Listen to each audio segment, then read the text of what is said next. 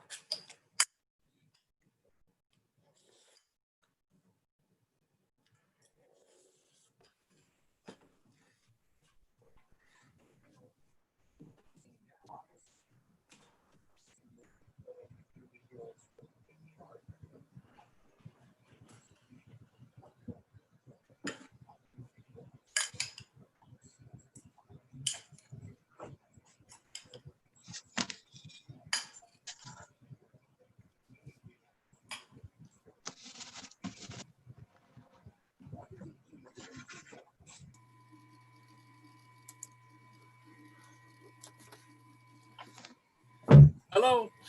How's it going? Greetings. Doing good.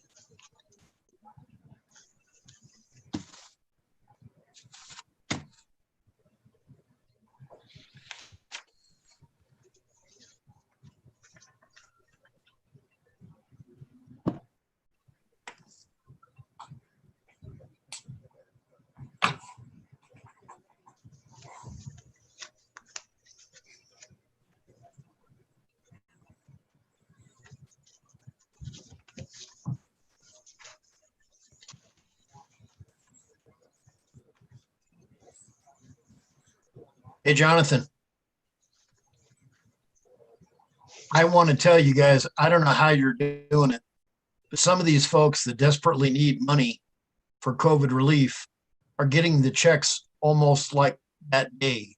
The speed at which this is moving is astounding.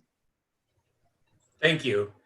Wonder and Kelsey have been doing a lion's share of that work, but just being able to set this program up to be flexible, to be, contextually sensitive to what people need has been really helpful. So, well, they are smoking, let me tell you, absolutely smoking.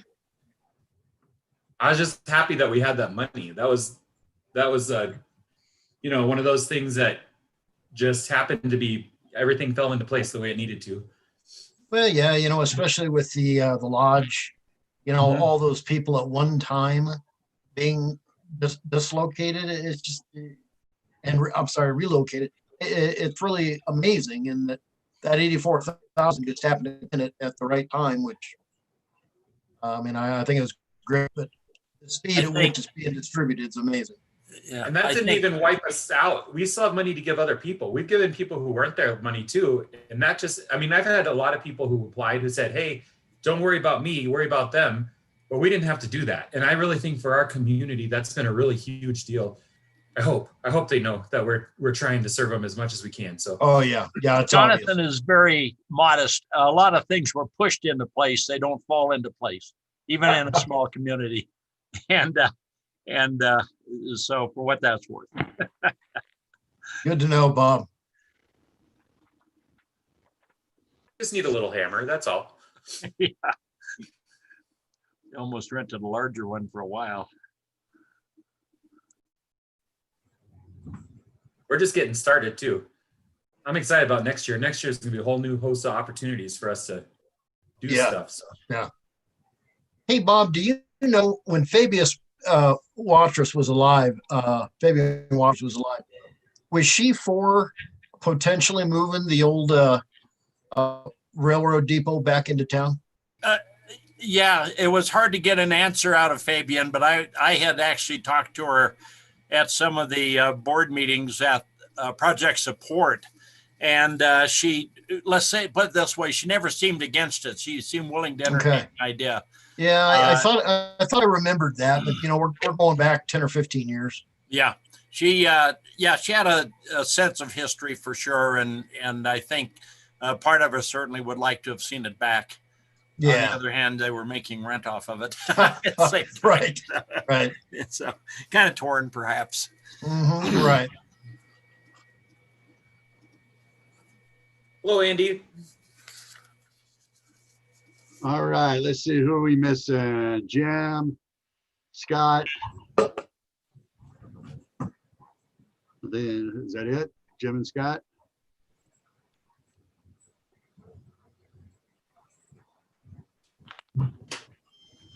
Yeah.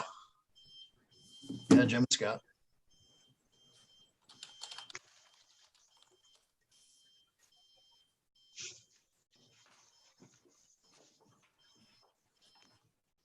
Looks like a nice day at City Hall there, Mayor.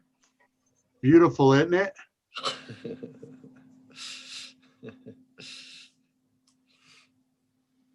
Got the flags behind me and everything. And it's still daylight. Look, Diane ruined it all. Now nobody knows it's not a live shot. Looks like you got a good photographer though, for sure. How's that? This is a really good picture is all I'm That saying. picture, yeah. I wonder who did that. Back when I was younger, we would call people like you credit snatchers. Always trying to snatch all the credit for everything.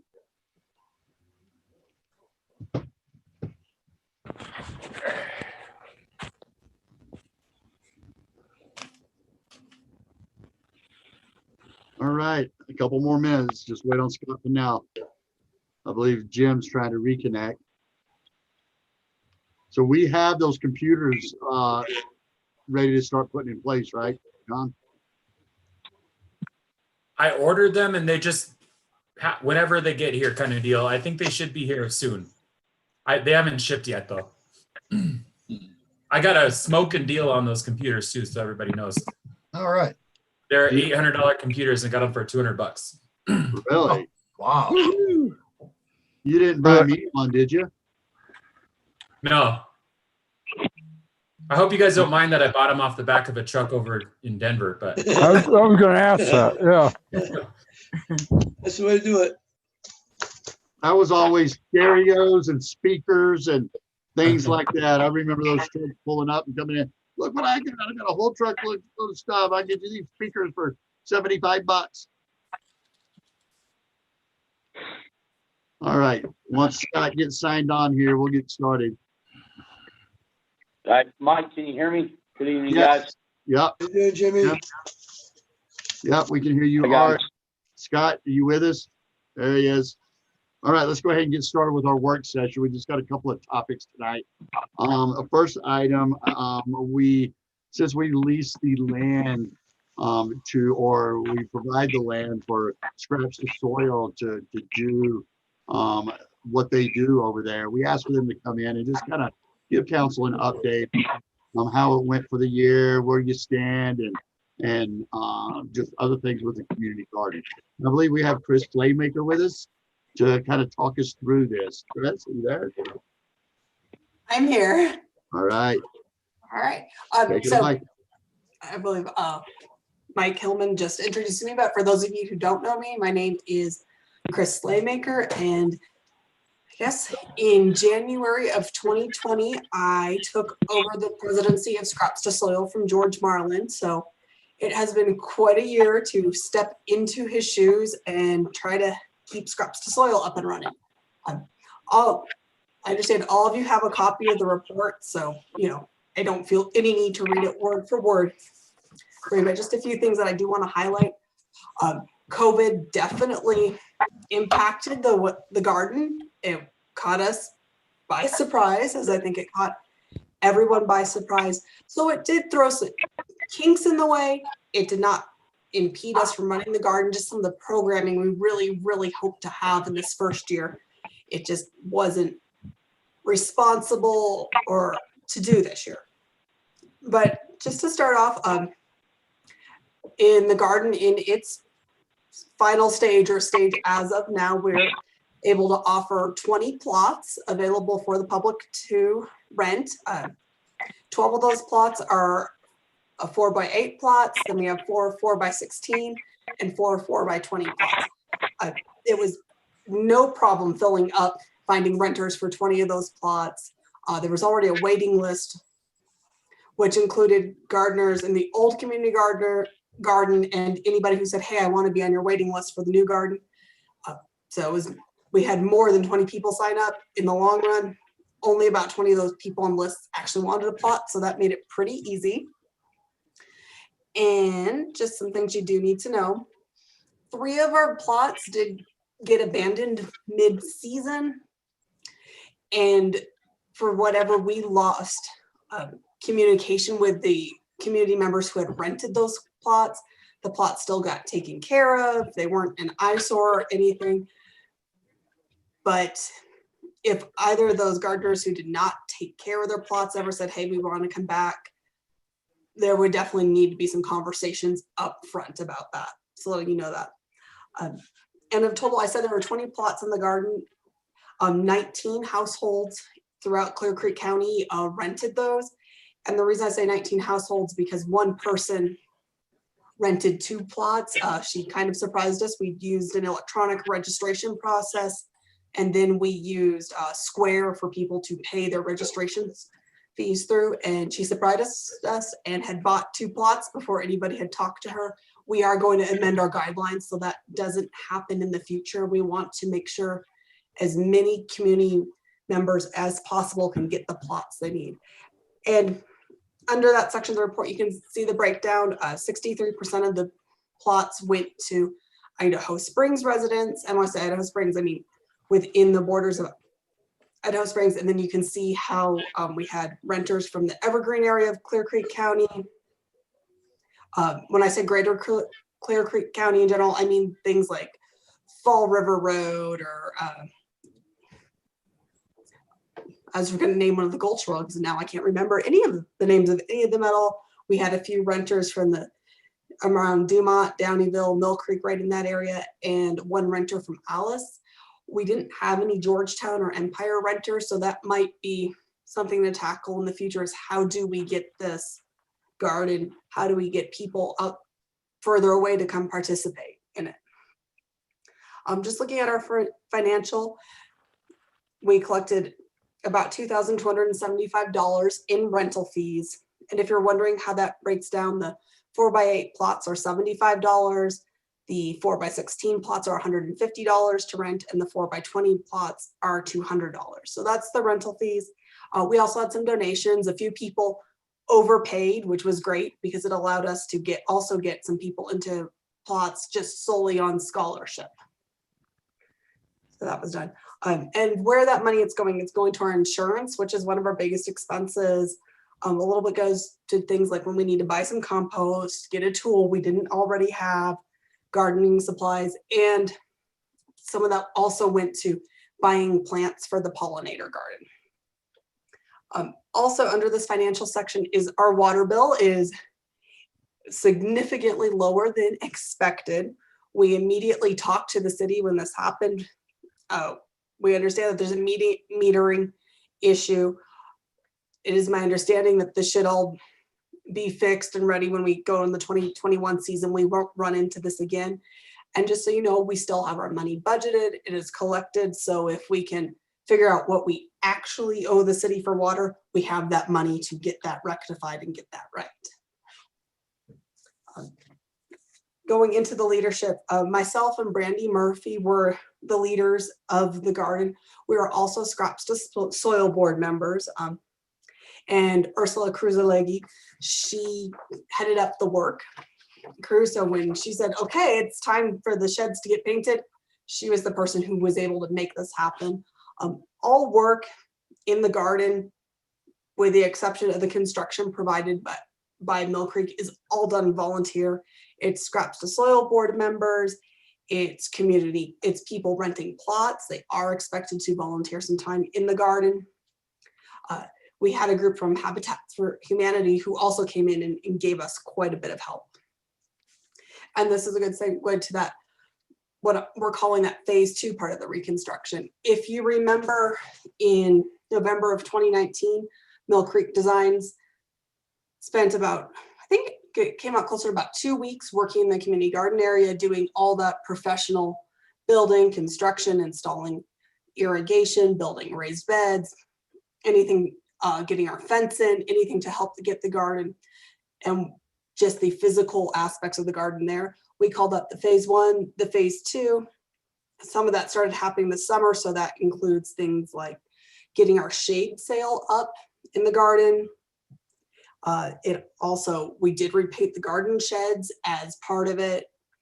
Our phase 2, we were able to install our Pollinator Garden on the east end of the garden, and that's in conjunction with the CSU Extension Service.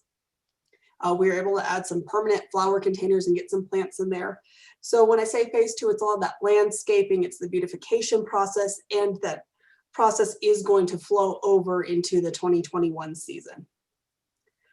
And our big project in that phase 2 for this year was improving the space that is between the sidewalk on the east end and the Mountain Medicinals dispensary and that plot of land there. We were able to we were able to lay a couple layers of compost. We added mulch to it.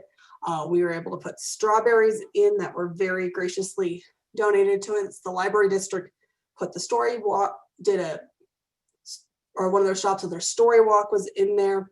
So we have plans to keep working on that end of the garden. In the spring of 2021, we're going to build a rock garden part of it. We'll get to also install our great big community garden sign, which we're really, really, really excited about. So that's coming in. And just in case you're wondering, all sign plans got approved in July of 2020. So our plans are already made. We know the vendors we're working with. Once that spring comes around and the ground's not frozen, we will go ahead and get those up to get the garden put all the way together. Some other things that we have planned, we also want to add some fruit trees to the garden, and that's also going to go in that eastern space on the sidewalk between the sidewalk and Mountain Medicinals to just help spruce that space up and really try to get someplace where community members might want to enjoy their time and gather. Something I did note on this part, some things that we as the Board of Community Soil and myself and Brandy have identified. Some issues that we really want to tackle in our next season is trying to get a better communication between the garden leadership, Scraps to Soil, and the people renting gardens. We've noticed that a lot of people are really bad at checking their email consistently. So we did try this year, so the email and texting and marking a few people to also call and leave a message. It worked okay. So we're going to explore some options to get that communication doing better. One of the other goals of our 2021 season will be to get that leadership in the garden, get it away from myself and Brandy, who are Scraps to Soil members, and try to really, really encourage the people actually gardening to embrace those rules and make it their community garden instead of just the board members of Scraps to Soil say, do this, do this, do that. We really want those who are working in the garden to be part of that community and embrace it. And that means taking on some of the leadership. Something else, work days were something of question this year because going into our garden season starting in May and with our conversations of health officials, at first we weren't even sure how much of a group work day we could have in the garden or how much was safe to have. We realized that as long as, we plan our numbers and have a good plan, it seems like and everybody practices social distance and wearing a mask, a work day is definitely a safe thing to do. But even in that, we discovered we both need to offer work days in the evenings and during the weekend, because I had gardeners this year, the few we did have, they were always on a Saturday, and I had people who worked or traveled. So we need to make sure the gardeners also have that opportunity to get that volunteer work in. And just so you know, that's one of the things Scraps to Soil asks is anybody who rents a plot in the garden, we also ask that they volunteer time in the garden. So that means taking care of communal things like doing some extra weeding because weeds pop up places. It's working if we need to add more mulch to a communal area, it's adding mulch. It might be moving rocks around, painting sheds. Those are all things that we are asking community members to help with.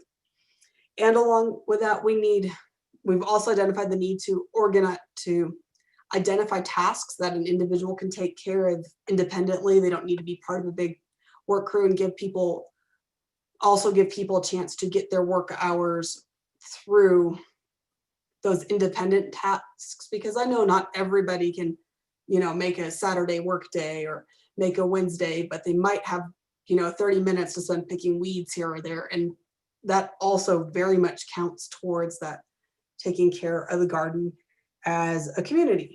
And then again, we need to identify what will be a good system for tracking volunteer hours, just so I can, next year when we get this report, I can say, and we had this many hours of volunteerism in the garden. We did not count that. We did not track that this year. And that was also part of a very conscious decision by myself and working at the Scraps to Soil board. Our goal for the season was really just to get the garden up and running. We weren't worried about too much else. It was just get it up and running and be incredibly graceful and gracious with people about things like volunteer hours. So then again, up and running next year, we'll be able to get that volunteer much better. And one other area that we're very much hoping that will be able to happen during 2021 is to be able to have the social events in the garden. In the past, the garden has had weed, grill, and chill nuts.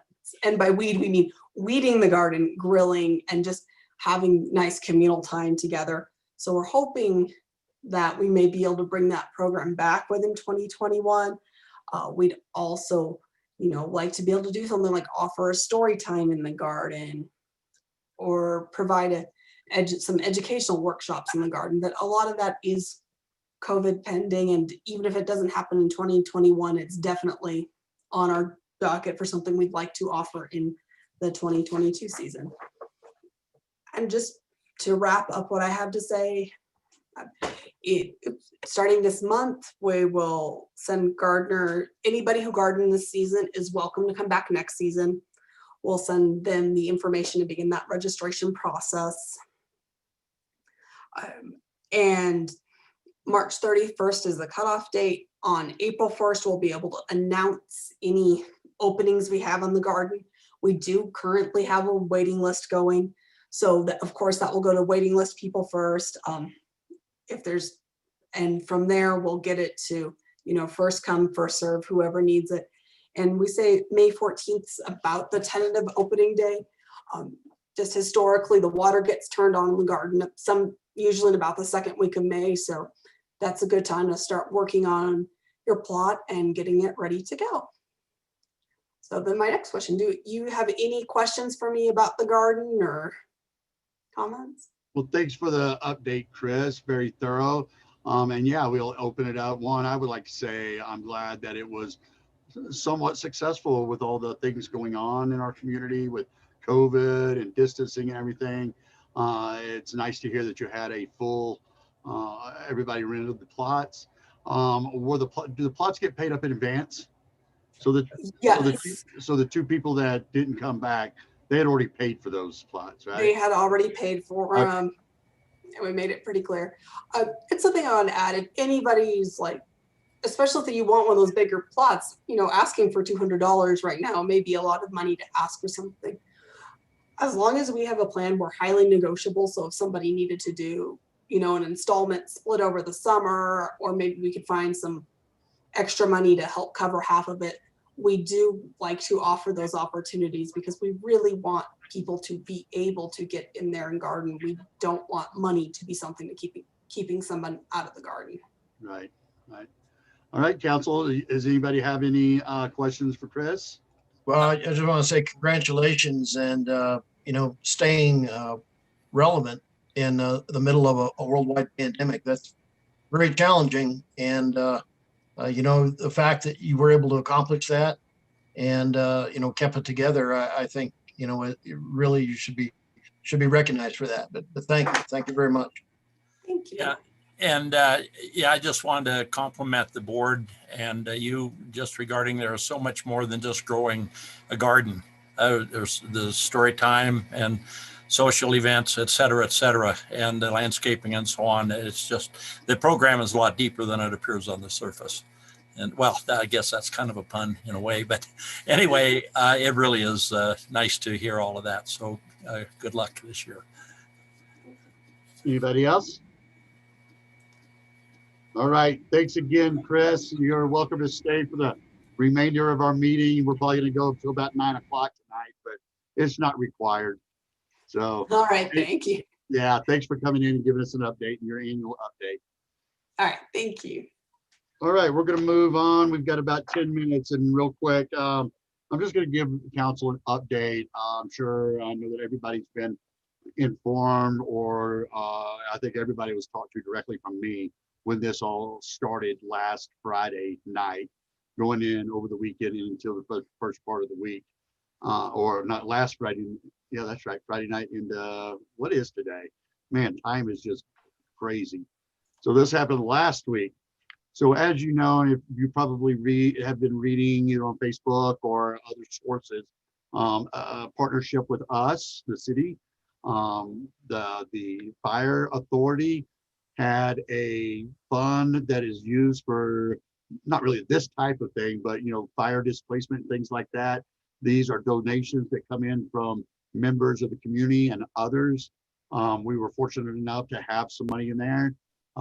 Chief Fabian suggested it, and the board members all agreed this is something that we should participate in and help these folks find a place to stay on a short-term basis. We do also have the opportunity that, as I suggested and asked for the county to ask all the residents as they came out of the apartment building or the structure, if you will, if they would please go ahead and do a COVID test. We really wanted to make sure that we had an idea of how to social trace initially and how we would house people with a positive test differently than we would have to do with a negative test.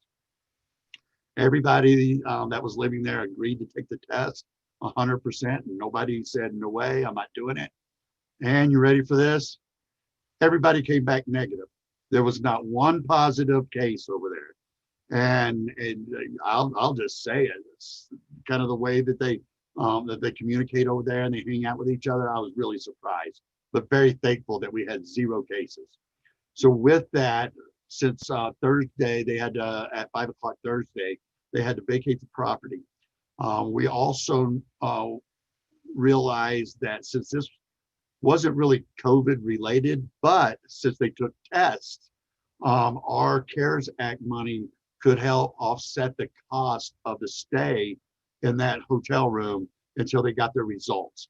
So through our CARES Act and also the county's CARES Act funding, we're all going to partner up and make sure that we can come up with enough funds to house these folks that are in, I believe Andy said 20 or 21 folks, up to 30 days. Something else that we have done, we have developed a way to make contributions and donations for the cause. There were some people on Facebook that would say, hey, we want to help, but where do we go?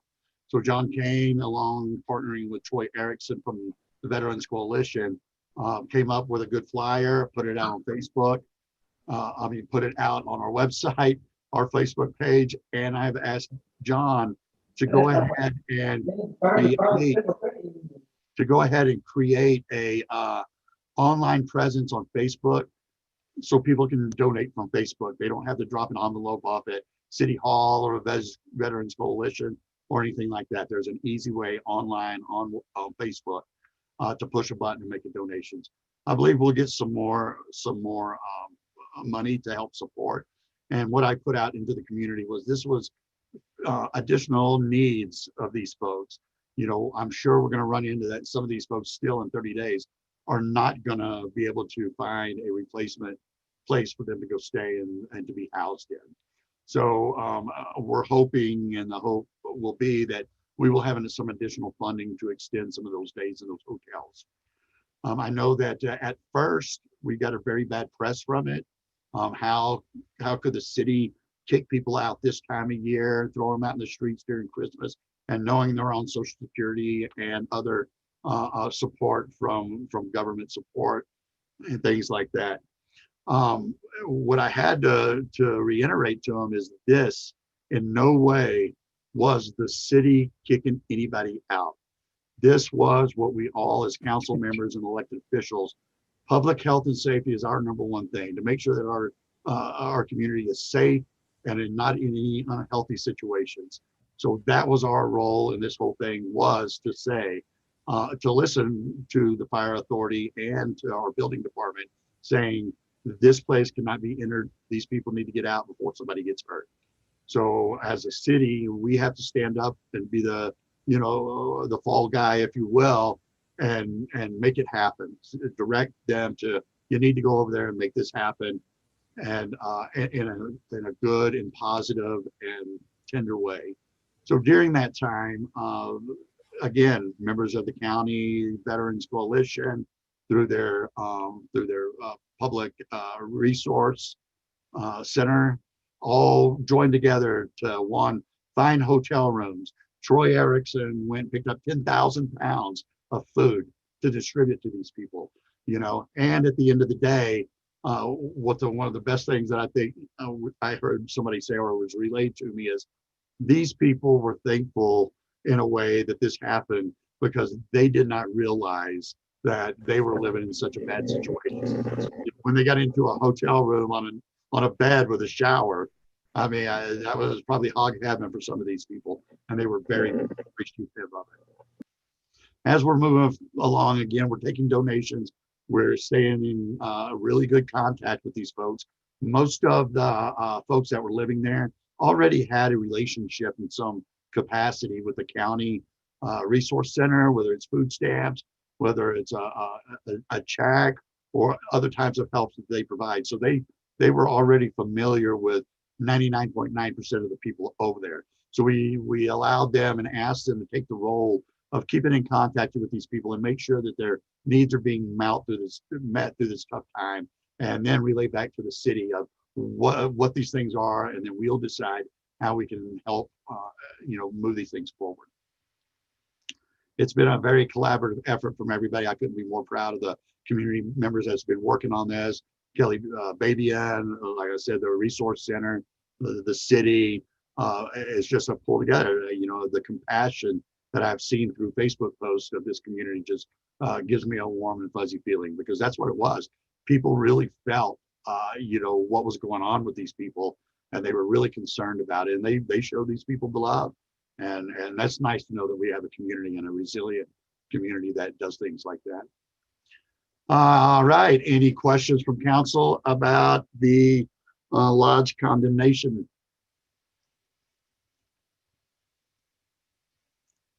Everybody's good? All right, thanks everybody. And like I said, immediately I tried to reach out to all of our council to make sure that you were informed. I didn't want anybody to be blindsided with look what you did. So I'm hoping that I did reach everybody, except Bart. He called me like at 11 o'clock that night and asked me what I wanted. But that's fine. He was gone all day long. So, all right, with no questions, why don't we take about 2 minutes, and then we'll come back on for our regular meeting. It's a little after 7. Thanks, everybody.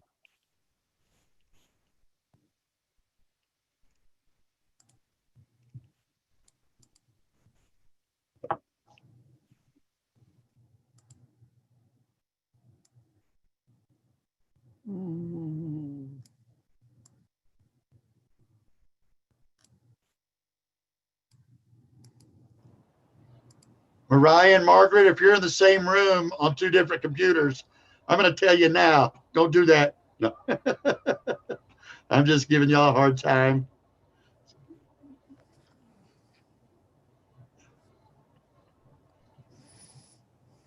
Good to see both of you. Are you in town or are you in Florida? I'm in Pueblo and Mariah's up there. Okay. All right. Good. Yeah. I told her, I think we have to swear in, don't we? Yes. Carmen, our city attorney, advised me that we needed to go pretty much through the whole public hearing again instead of trying to pick it up where we left off. Yeah. So yeah, you'll swear in, make a couple of comments. I'm expecting Okay. this to be very smooth and very quick. So, Okay, good. right. And Thank that's you. what we want to hear. Yeah. Smooth, quick, and accepted, right? Yeah. Yes. Yeah. Thank Hey. you. Mike, you've got a cold I got a cold. or sore throat or something going on. You're froggy. No, what it is? I'm fixing to go take care of that. I got to go get something to drink. I've got Okay. a dry mouth, so I'm going to All go right. ahead and do that real quick. Yeah. All Okay. right. Bye.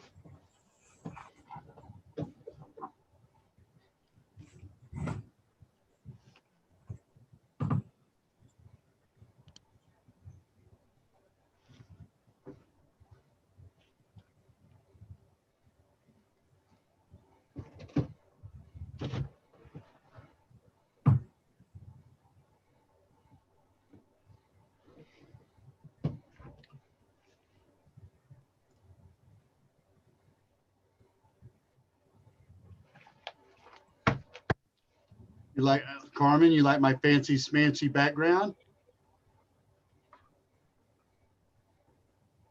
Can you see it? I can. Is that real or Memorex? Is that real? Nope, it's just John Kane took the picture for me. Nice, So that's my background for city council meetings now. Looks like I'm in the chamber. You He totally got had a green to screen Google. all figured out by himself, though. That's all him. He got it all figured out. It's pretty nice. Yeah, yeah. John, All right, do we have everybody back? John, Bob, we need Bob. Andy, There's Bob. Andy's the only one we're missing. So we're gonna go ahead and get started. It is 7:05 on December 14th, 2020. This is our last city council meeting of the year. Thank you, everybody, for being here. And can I have roll call, please? Michael Hillman, Here. Scott Pennell, Here. Chuck Harmon, Here. Bob Bolin, Here. John Curtis, Here. Art Cacavelli, Here. Jim Clark. Here. All right, please stand with us for the pledge.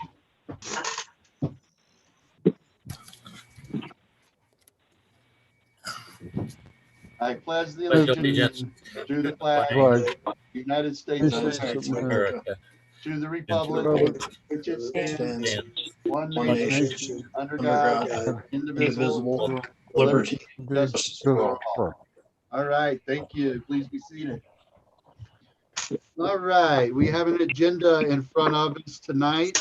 Andy, clarify one thing you're going to talk about under the chief's report. Yes, Mayor. In the chief's report, there's an item that's mentioned as a budget item, and it's more of an informational item for council. It's a program that the chief feels is important to be a part of, and there is a annual fee of $1,000 to be a part of that. So just a clarification there. It's not an action item. It's just an informational item. Carmen? And Mayor, if I may, I think that resolution E as in Edward, resolution 34 concerns the marijuana licensing hearing that you are to conduct, and therefore the consideration of that resolution, which is your decision, makes sense really underneath that public hearing immediately, right? Rather than closing the hearing on the. Okay. So if you could move that up, that would be great, Mayor. Okay, so Chuck? Yes. Resolution 34. We're going to move up under the public hearing. This will be our resolution motion. All right. And we'll put that under the Marijuana Licensing Authority. Thank you, Roman Mayor. numeral 6A. Thank Right. you, Carmen. I also have something to add to the agenda.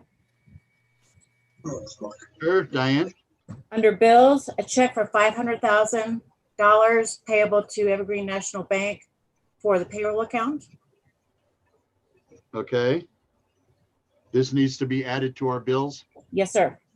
All right.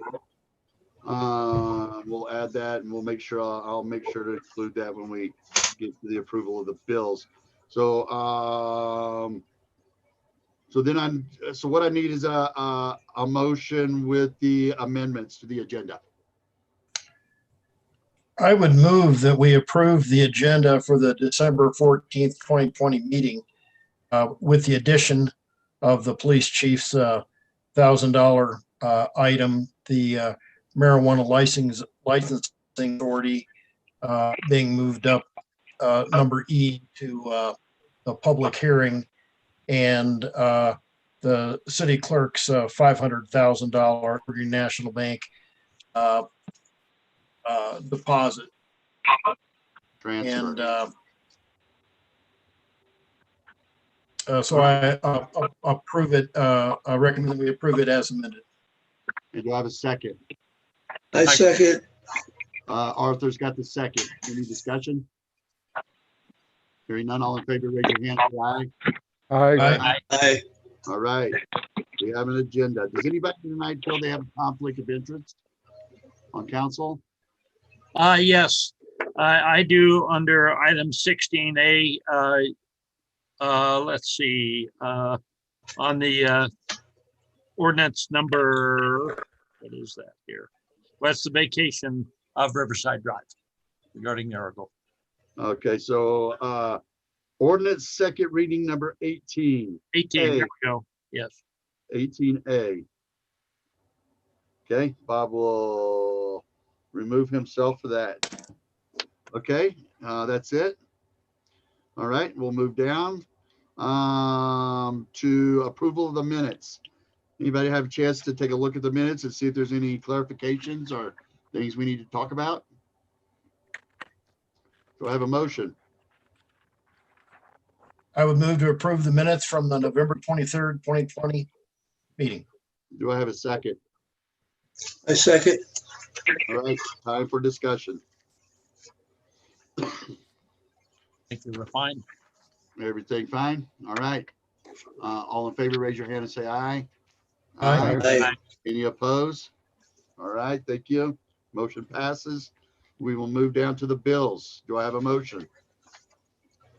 I'll move to approve the bills to December 14th, 2020 with the addition of Diane's 500,000 to Evergreen National Bank. All right, do I have a second? Second. Motion and second discussion. Any questions on the bills? My Christmas gift, I have no questions. Will you, Andy, will you mark that on the calendar? So how much have we done with this CARES? I saw several amounts we paid out. You know, there's 20,000 or 10,000. Yep, I'm gonna let Andy talk about that because these are reimbursements. So Andy, will you explain to council what those are?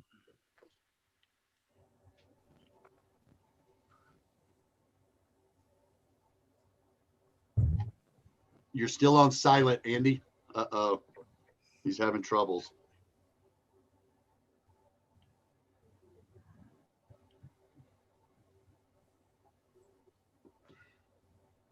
Okay, sorry about that. In the bills, you will see, and I mentioned this in my report, but just to clarify, $250,000 worth of CARES funds are being dispersed mostly to City of Idaho Springs businesses. And then there's a remainder, I think it's about 40,000 and some change that will be going to the Clear Creek Economic Development Corporation to pay down, reduce some of the loans that were given this past spring. As you may recall, the beginning of the pandemic, the EDC acted very quickly to provide loans to businesses that were struggling in those first few months of the pandemic and part of that time when things were almost totally shut down. And in working with the county, it was felt that part of the CARES funding should also go towards reducing some of the debt to the Economic Development Corporation. And that is a revolving fund. So that money, when those debts are reduced, that money gets to be reused. And we do anticipate that it could be very possible that there'll be a need for more loans as we go through the winter. So by replenishing that fund seemed to be a good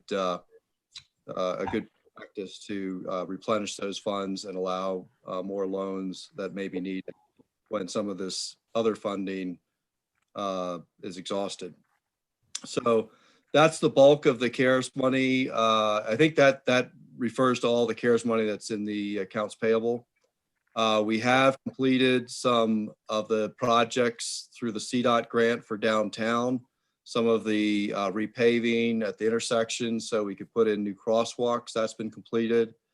The new bike racks and benches for downtown have been ordered. I don't believe we received those yet, but those have been ordered, purchased, and they'll be installed when received. The remainder of that 50,000 first round that we received for CARES funding, most of that has been spent it's all been spent, but most of it has been reimbursed.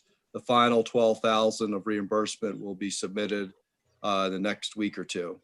So we do have a number of reimbursements to submit as we come to the end of the year here. We still have some spending to do. One of the expenses that's underway, John referred to earlier, and that's the upgrades to the council chambers, audiovisual, and also the new laptops for council. Those have been ordered. Let's see, we had another item in this with the CARES funds was paying for part of the improvements down at the visitor center.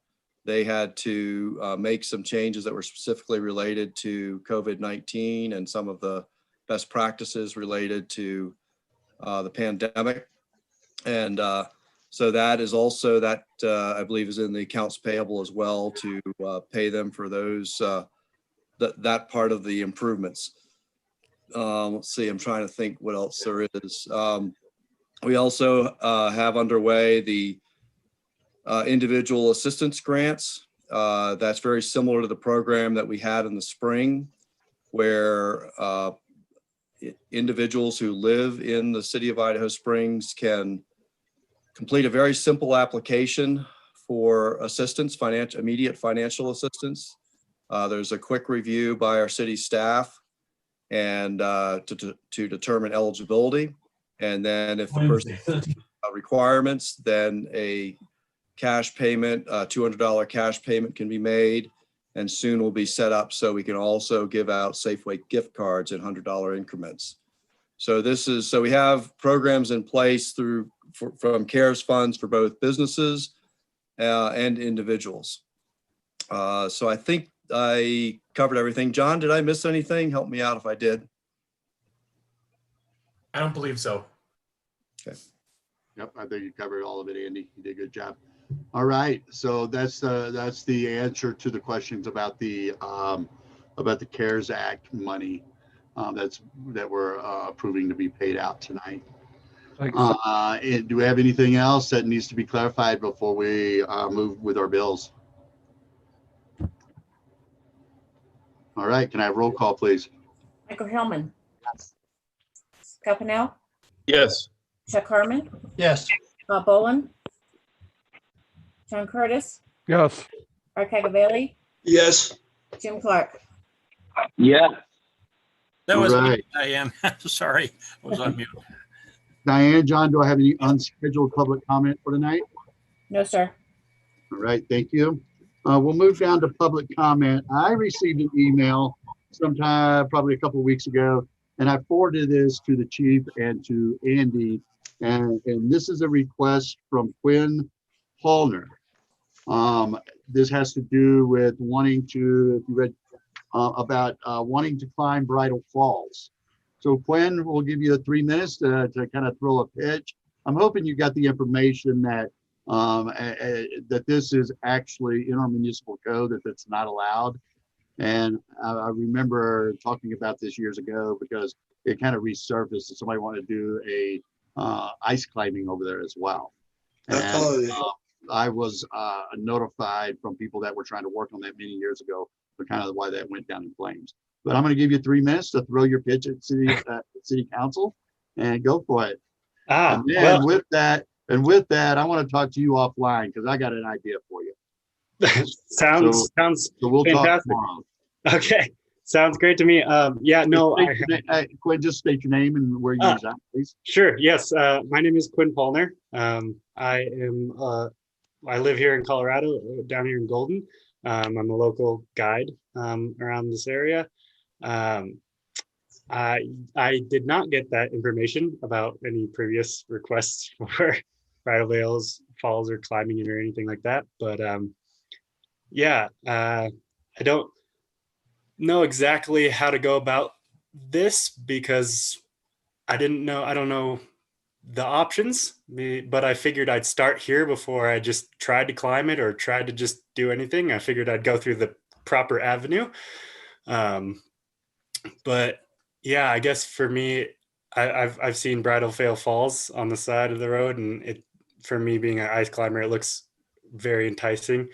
I'm not trying to do it through any sort of company or anything like that. It was just something I thought I would try and see if it was a possibility.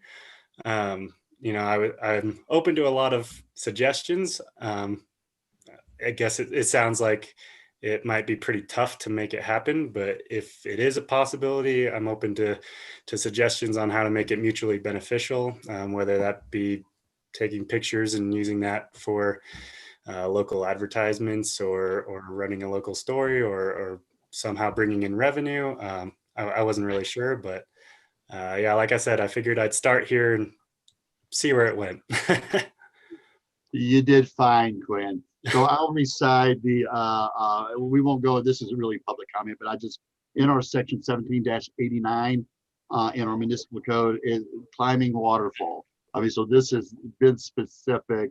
And Wow. basically it says Charlie water wheel or the cliff face to the south of said water wheel, except as provided in subsection B below, which means now if you want to come work for the city and we have some work for you to do up there, man, get your gear, we'll send you up there. But that's what it goes back to. It just says that the only people that can really do that is if it was a necessity of the employees of the city. So Right. Anybody have any comment? I think it's a cool idea. Believe me, I've kicked this around with Andy before already. I think there could be an opportunity somewhere in our community. And that's why I would like to talk with you all offline and maybe get some feedback from you. It might be something that you might want to start up a business in our community, which would be really cool. Right. Yeah. Yeah, I do have one question, Quinn. I'm assuming you're familiar with the climbing down at Uray, with the big climb in there. And I would assume that might be a model to look into because it's. Bob, hey, Bob, you're killing my luster here. Oh, sorry. Let's have it twice tonight, I think. Okay. So what I'll do is I'll get your phone number, Quinn, and I'll reach out to you and have a conversation one-on-one. Let's get an idea what you think. Maybe we can meet up and social distance and go look at something real quick. So of course. Hey, all right. Hey, Quinn. Yeah. So I think if you did it like a Casa Bonita diver or something, it might be cool. For the people like the back of Bojo's, you just like set up some different stuff, but I don't think the city's going to allow it, buddy. So, but I think there's, I know it's probably a pretty cool, enticing thing you look at and go, man, I could climb that, dude. Because I'm like you, I ride snowmobiles, and I'm like, that'd be sweet to ride. Right. I don't know that it's appropriate here, brother, but I think there's other parts of the county though that have pretty cool stuff for you to offer. West of here on 70 though is pretty rad. 221 area, 223. Yep. Up that way, there's some pretty big falls up there. So yeah. Anyway, total respect for the admiration of what you see in the passion, and I agree with that. But I don't know if it's like before the Charlie Taylor fall, but I 100% get where you're coming from, brother. Thank you. Yeah. Right, sir. Hey, Mayor, I think the gentleman that tried it a few years ago, I think his name's Doc Holliday. I think part of besides the ordinance, I think the distraction on I-70 was brought up as far as if drivers were to look up and see somebody dangling from one of those ropes, which you have more courage than I do, but I think that was part of it too. The distraction. I believe when they talked about it before, there was some insurance or some measures that came up that the city would have a liability with that it couldn't work. And I'll just throw this out there real quick. I went out for Uray, and that's a private business that does that. That's not the city that does that. That's not the county that does that. It is a private business. So, okay. Thank you, Quinn, for coming in tonight. Yeah. I'll reach out to you in the next day or so. Okay. Sounds great. Thank you so much for having me. Thank you. All right. All take right. care.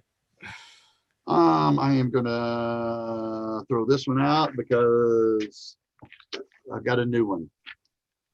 All right. At this time, we will be coming out of our regular meeting. We will now put our liquor licensing authority hats on and become a liquor licensing authority. So this is a continued public hearing on an application for a new liquor license. Goodfellow Antiques LLC DBA, the Beasley, applied for a new beer and wine liquor license for their business at 1430 Minor Street. We briefly opened this hearing on November 9th at our regular council meeting. After a brief amount of testimony from the applicant, it was determined that the matter should be continued. The applicants needed time to clarify the boundaries of their proposed license premises. Tonight we'll open the continued hearing and start from the beginning again, asking the clerk for her report on the application, then asking the applicants to provide testimony if they wish. And then council members can ask questions throughout the hearing. After closing the hearing, the council will take action by making a motion. I now open the hearing. It is 7:26 on the application from Goodfellow Antiques LLC DBA, the Bee's Knees, for a new beer and wine license at 1430 Minor Street. City Clerk Diane, would you present your report, please? Mayor and council, in accordance with CRS 44-3-311, the notice of public hearing to be held by the Liquor Authority concerning the above referenced application was published in the Clear Creek Current on October 21st, 2020, and was posted on the premises on October 29th, 2020. The results of the investigation are outlined in my staff report. Thank you, Diane. Applicant, do you have any desire to address the council? Yeah, I'm here. We have outlined where the discrepancy was from the last meeting that we had in November. And we have sent the pictures in showing where the storage area will be. And we're hoping that that clears up any questions that you might have or anybody else has to clarify anything so we can move forward. All right. Thank you, Mariah. Uh-huh. Do we have anybody that has signed up for public testimony? No, sir. All right. Are there any further questions for staff or for the applicant from council? Okay. This side. All right, hearing none. Mariah or Margaret, final comments? Just that we're hoping to have a speedy approval on this so we can move forward with our plans and start serving wine and beer. All right. All right. Okay. Thank you for that. It is now 7:29. Our public hearing is now closed. Now we're going to open it up for council discussion. Discussion, council, anything that you want to get clarified before we make a motion? All right, with that, do I have a motion? I would move to approve Goodfellow Antiques LLC doing business as Bee's Knees for the approval of the beer and wine license. Do I have a second? Second. Last chance for discussion. All right, hearing none. Roll call, please. Michael Hillman, Yes. Scott Pennell, Yes. Jack Harmon, Yes. Bob Boland, Yes. John Curtis, Yes. Art Cacavelli, Yes. Jim Clark. Yeah. Was that fast enough for you, Mariah and Margaret? Yeah. Cool. So remember, Merry Christmas. now remember, you will have to wait for Diane to make sure that all the licensing comes back before you start serving. Yeah. Okay. And I might All take right. the sign out of the window. Yes, if you could bring it to City Hall tomorrow, that would be great. Oh, There you go. okay. For a slight fee, Diane. We appreciate your guys' prompt attention to this. So. Yeah. Yeah. We do. I hope you know that the council was looking out for your best interest moving forward. We didn't want you to have to come in and get a modification and cost you money. We want to make sure everything was done right the first time. So, all right. We thank you for that. We thank you. Okay. Thanks, girls. Okay. All right. We're Bye-bye. gonna come out of our liquor licensing authority. And now we're going to put it on our medical or marijuana licensing authority hat. Everybody with Igati and what is it, 9 Pound Hammer. Thank you for being with us tonight. We are going to go into a public hearing. This hearing will come to order. This is a public hearing before the Marijuana Licensing Authority of the City of Idaho Springs to approve or deny the application for a change of ownership or structure, one retail marijuana cultivation license and one medical marijuana cultivation license from 9 Pound Hammer to 9 Pound Hammer LLC to Igati Ltd. All testimonies will be given under oath, which will be administered by the city clerk. The order of this hearing will be as follows: attorney's comments, staff report and testimony, applicant testimony, police testimony, and public testimony. The hearing is now open. It is 7:31. First, I'd like to hear from the attorney's comments. Carmen? I didn't know I was in that outline, Mayor. I don't have anything prepared for you, Mayor and Council. I know that the clerk does in terms of her report. This is a pretty simple deal, actually. Another applicant who is eligible to hold these 2 cultivation licenses has applied to simply transfer them. The question for you this evening is therefore not anything beyond the eligibility of the new licensee. And Diane will give you a little more information about that eligibility and her report on that topic. And otherwise, I'm available for any questions you might have. All right, thank you, Carmen. Staff report, please. Mayor and Council, in accordance with CRS 44-10-303, the notice of public hearing to be held by the Marijuana Licensing Authority concerning the above referenced applications was published in the Clear Creek Current and marked as Exhibit A on December 2nd, 2020, and was posted on the premises on December 2nd, 2020. My staff summary is the applicant has paid all necessary fees. The applicant has a current business license with the City of Idaho Springs. The applicant is a person or entity eligible to hold the relevant license type in accordance with Section 9-160 of the Idaho Springs Municipal Code. Specifically, the applicant for these 2 cultivation licenses have provided evidence that it also holds the necessary associated retail store and medical center licenses at some location in Colorado. The applicant has filed a complete application with those items required by Code Section 9-157. The application was referred to all affected city departments, including the police department, and no concerns or objections have been expressed by city staff. Finally, the locational requirements for licenses, distance limitations, zoning, etc., are not relevant to this application, as it only concerns the ownership of already existing licenses. All right, thank you, Diane. All right, now we have our applicant, and we'll allow you up to 3 minutes for comments. Will that be Mr. Michael? More than sufficient, Mayor. And David, if you could raise your right hand. Do you swear the testimony that you are about to give is the truth, the whole truth, and nothing but the truth? I do. Thank you. Good evening, Council. This is a relatively simple matter. In December of 2016, Igati acquired the licenses in question.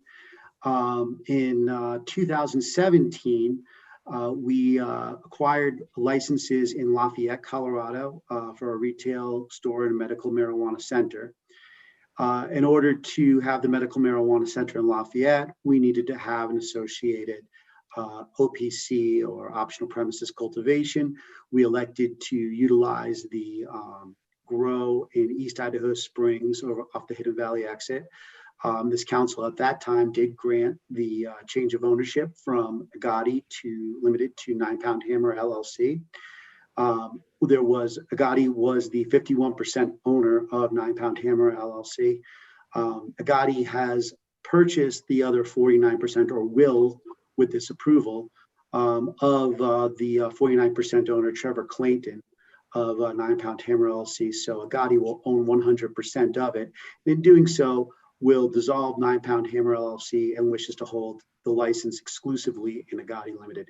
So there really won't be any change of control, ownership, or anything in terms of the operations of the business. And this is, relatively speaking, an administrative matter that we are putting going from 51% ownership in 9 Pound Hammer of Agati to 51% ownership of 9 Pound Hammer, which held the license, to 100% of Agati holding the license, and 9 Pound Hammer will be removed. We hope that you will grant approval of this, and I'm open for any questions that the council may have. Thank you. Thank you, Mr. Michael. Police testimony. Diane, did we receive anything from Chief Malanka on this matter? He had no objections. Okay, good. All right, do we have any public testimony? No, sir. All right. With that, this hearing is, I don't see anywhere we'll talk about that. This hearing is now closed. It is 7:36, and we're going to open this up for council discussion. Is there anything to, I'm glad that Mr. Michael went back the years and gave us a history of the change of ownership and the addition of the medical marijuana license a few years ago. And now it looks like it's made a full circle back to Agati wants to own the whole thing. So thank you, Mr. Michael, for bringing that before the council. Welcome. Do I have any questions or concerns from council?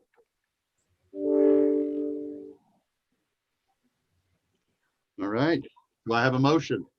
Here, I would recommend or move to approve resolution number 34, series 2020, a resolution approving applications for a change of ownership for a medical marijuana cultivation facility and a retail marijuana cultivation facility located at 2058 East Idaho Springs Road, otherwise parentheses here, County Road 314, from 9 Pound Hammer LLC to Agati Ltd. Do I have a second? Second. All right, last chance for discussion. Hearing none, can I have a roll call, please? Michael Hillman, Yes. Scott Pennell, Yes. Chuck Harmon, Yes. Rob Boland, Yes. John Curtis, Yes. Art Cacavelli, Yes. Jim Clark. Yes. All right, motion passes. All right, Thank you. Michael, y'all are good to go. Thank you all very much. Have a good night. You too. Good night. City Attorney Carmen, do you have anything else to address council with? No, Mr. Mayor, thank you. All right, thank you, Carmen. Now we'll move to our finance officer or interim finance officer with October financials, I believe. Lorraine, are you there?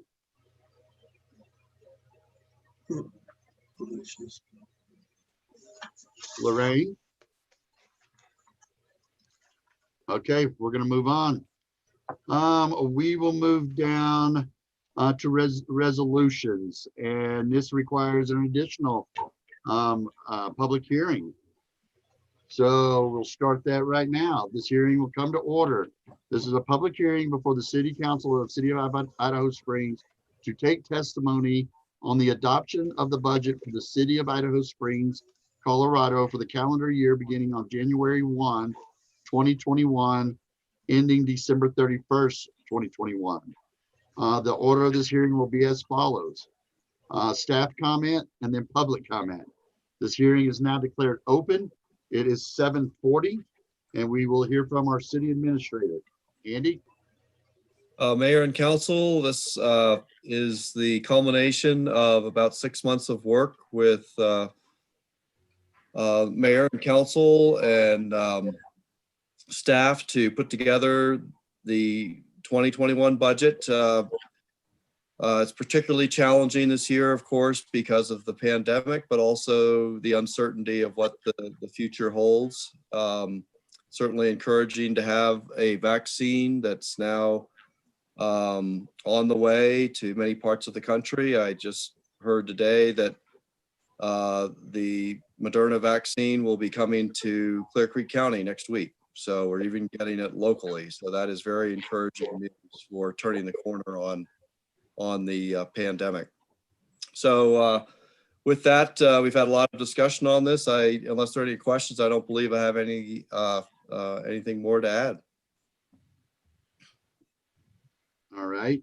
Do we have any public comment? Diane? Sorry, Mayor. I'm sorry, Councilman Clark. Andy, how many vaccine units is Clear Creek getting? Do you know, sir? I do not. Curiosity. Yeah, I do not know the answer to that. I do know there's, of course, a priority. First responders will be near the top, and some of the public health officials who are providing direct care will be near the top of the list. Hey, Andy, let's table this conversation until the end of towards our meeting, since we're in a public hearing.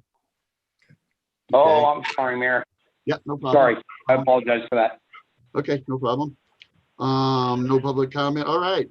This hearing is now closed. It is 7:42, and we'll open it up now for council discussion.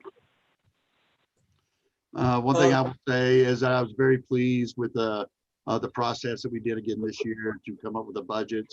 Our department heads have been spectacular about making sure that we had the information and not only the needs of their department but the wants as well. As Andy said, this has been a very difficult year. You know, we haven't had to face a year that we were questioning what kind of revenues we're going to have for a year and how that was going to play out. So there was a lot of effort, like Andy said, over 6 months of time.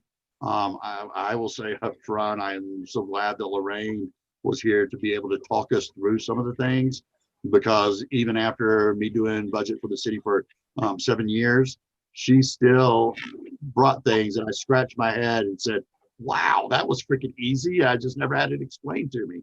So I want to thank Lorraine for helping us through this process. And again, the department heads pulling their budget together to present to council. Thank you, Mayor. You're welcome. Any other discussion or questions that we might? I have one question. Item 21006024 park improvements on page 22. Is there any grant money that might be coming back on that, or is that just $1 million out the door? Could you refresh me on what that's for, Art? If you It just says, it says park improvements, Virginia Canyon Mountain Park Trails construction at $900,000, Citizen Park restrooms being redone at $100,000. Yes, virtually all of the Virginia Canyon Mountain Park improvements are related to trail construction. Right. And virtually all of that will be grant funded if we're fortunate to get those grants. Okay, I thought so. I wasn't sure. Okay, thank you. In combination with the fee advance from the Argo gondolas. Right. So that together will be used to do trail construction.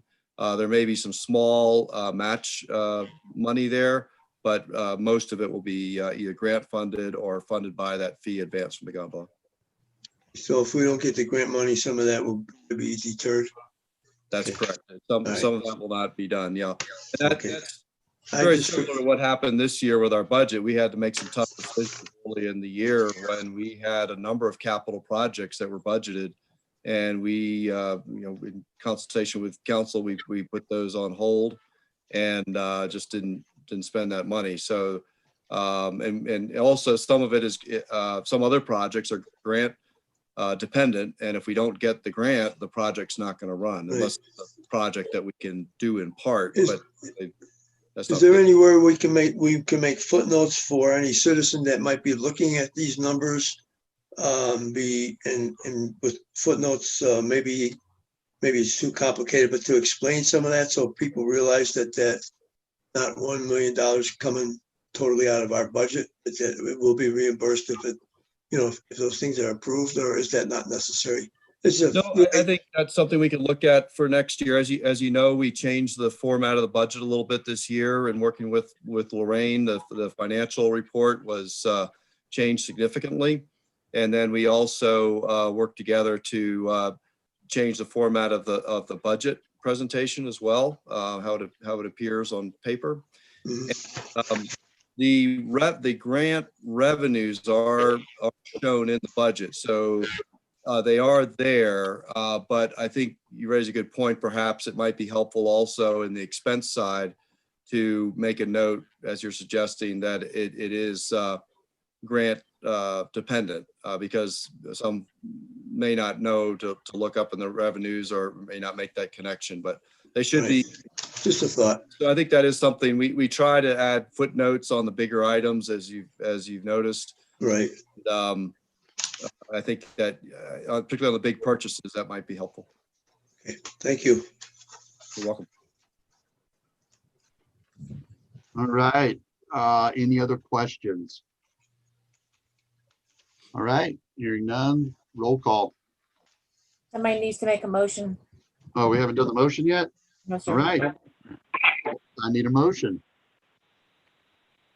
I move to approve resolution number 30, series 2020, a resolution summarizing expenditures and revenues and adopting a budget for the city of Idaho Springs, Colorado for the calendar year 2021 and appropriating sums of money for said year. Do I have a second? Second. I second. I've got Jim as a second. Last chance for discussion. All right, roll call. Michael Hillman, Yes. Scott Pennell, Yes. Chuck Harmon, Yes. Bob Boland, Yes. John Curtis, Yes. Art Cacavelli, Yes. Jim Clark. Yes. All right, motion passes. We've got a 2021 budget. Glad that's over with. So, all right. Thanks again, all of our department heads and staff and council that's worked on it. We've spent many weeks on this as well.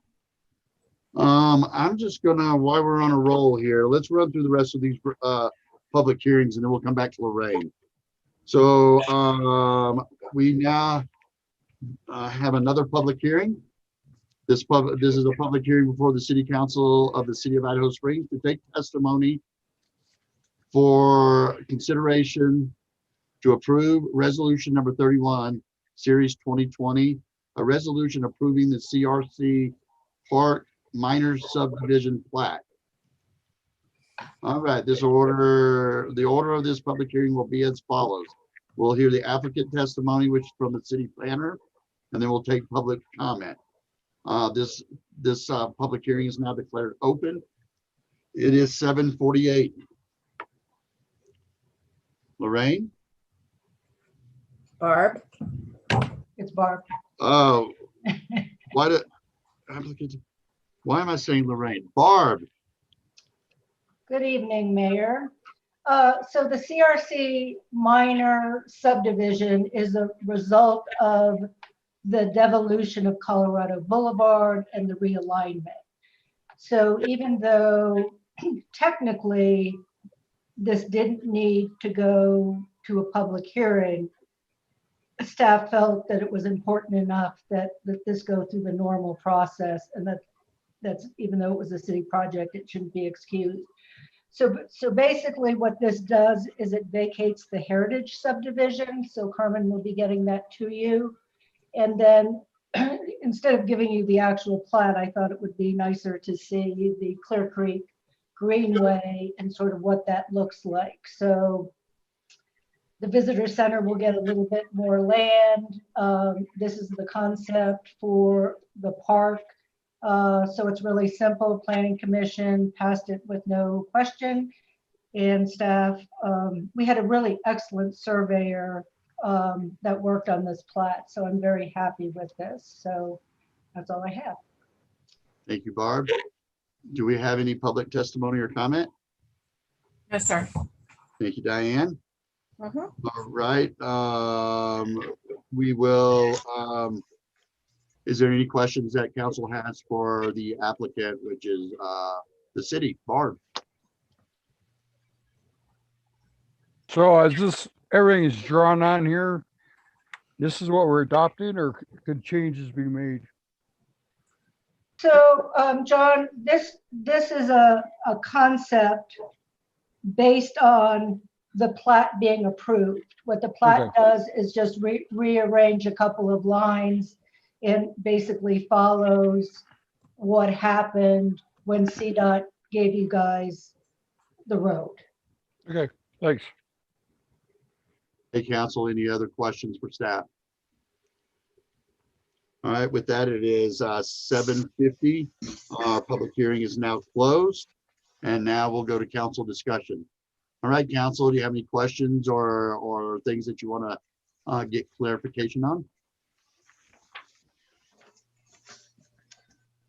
All right, can I have a motion?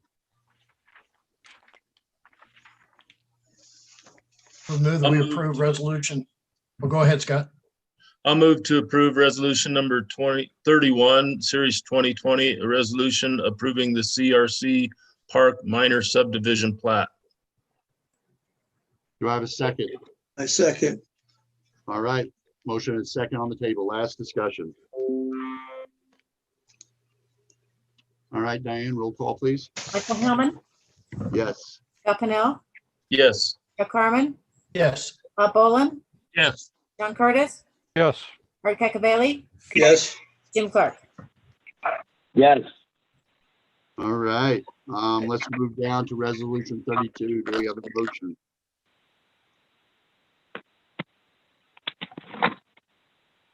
I'll move to approve resolution number 32, series 2020, a resolution levying general property taxes for the year 2020 to help defray the cost of government for the city of Idaho Springs, Colorado for the 2021 budget year. Do I have a second? Second. Motion and second on the table. Discussion. I received a call earlier about this, and I'm hoping that Councilman Cacavelli, I clarified that for him. And correct me if I'm wrong, Andy, but this is something that happens every year. To do that, to accept that, and put it in part of our budget. That is correct. It requires official council action each year, and then we provide certification to the Board of County Commissioners. Sorry. Mayor, I missed this earlier. I apologize. What's the increase on the levy? Andy, do you have that number?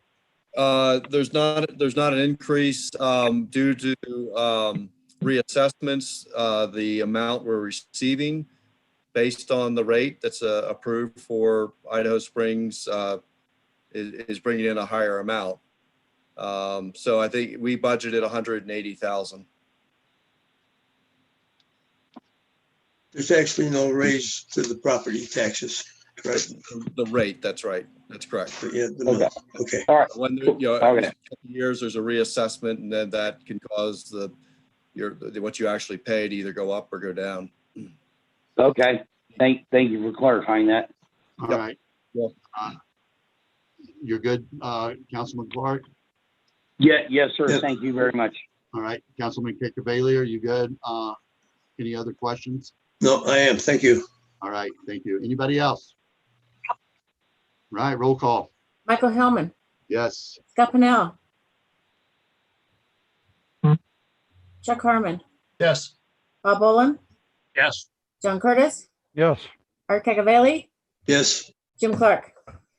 Yes. All right, motion passes. Let's move to resolution 33. Do I have a motion? I'd move to approve resolution number 33, series 2020, a resolution accepting construction of the Idaho Springs Water Recovery Facility. Project 1, preliminary treatment and solids handling project. And do I have a second? Second. All right, discussion. Come on, John Curtis, you don't have a question about this? Oh, just when is it going to be completed? That's what I was looking at. You know, it Oh, said public- project one is complete. Right. That's why we're doing this, to accept the completion of it.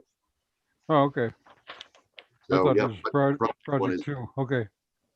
Okay, any Oh. other questions? All right, Roll call, please. Michael Hillman, Yes. Scott Pennell, Chuck Harmon, Yes. Bob Boland, Yes. John Curtis, Yes. Art Cacavelli, Yes. Jim Clark. Yes. All right, Carmen, what you told me to have done, we didn't do. Did we? Oh, we did. Oh, we did do the resolution on that, didn't we? Yeah, we're good. Okay, 34, we did. Good. Okay, now we're gonna move down to ordinance first reading. Do I have a motion?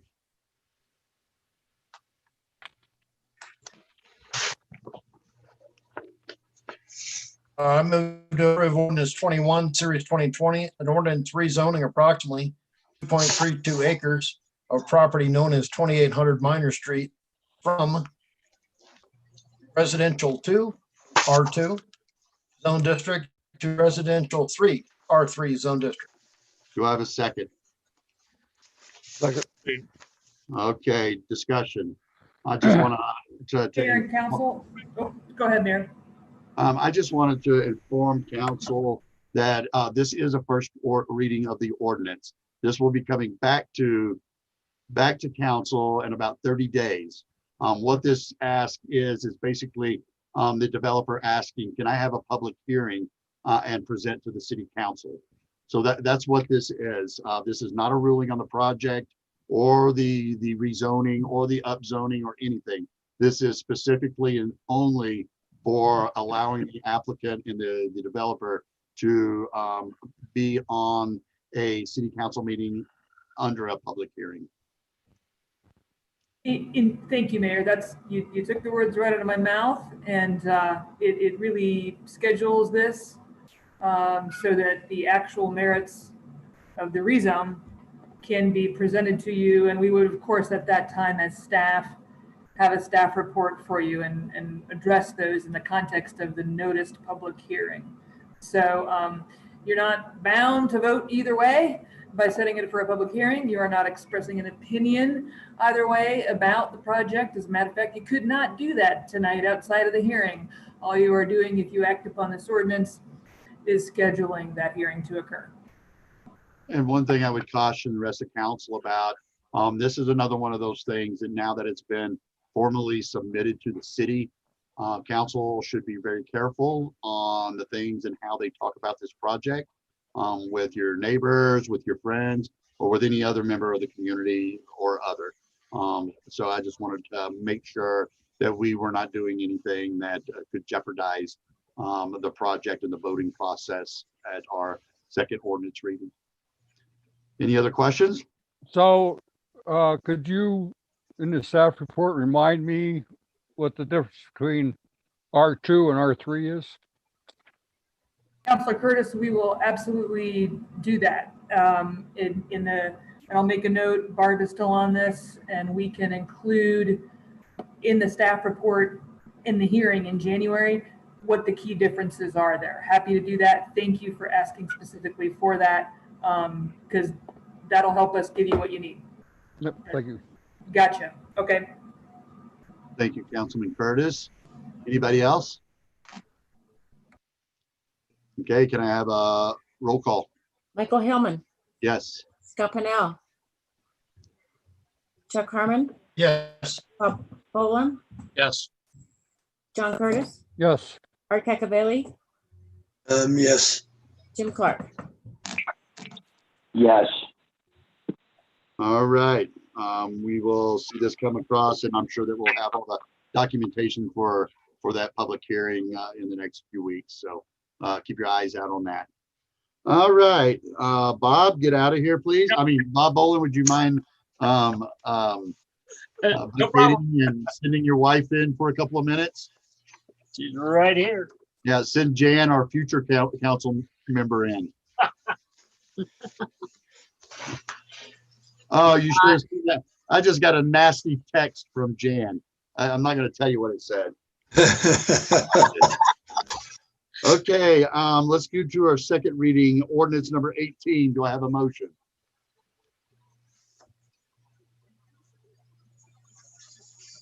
Additionally, Hey, Scott, sorry, we couldn't hear you there for a minute.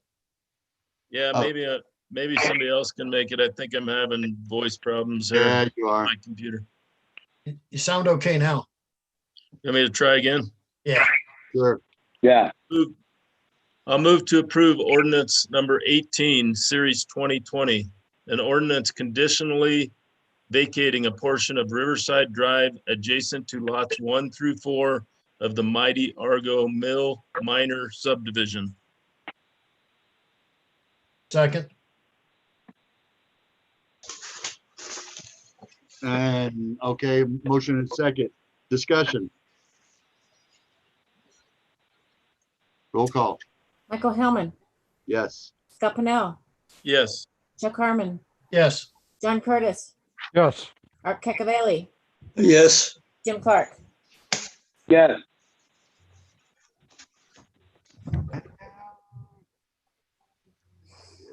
Okay, motion passes.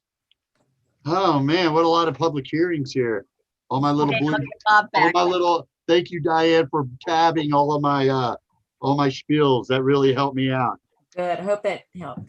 Okay, at this time, we can bring Bob Bolin back in.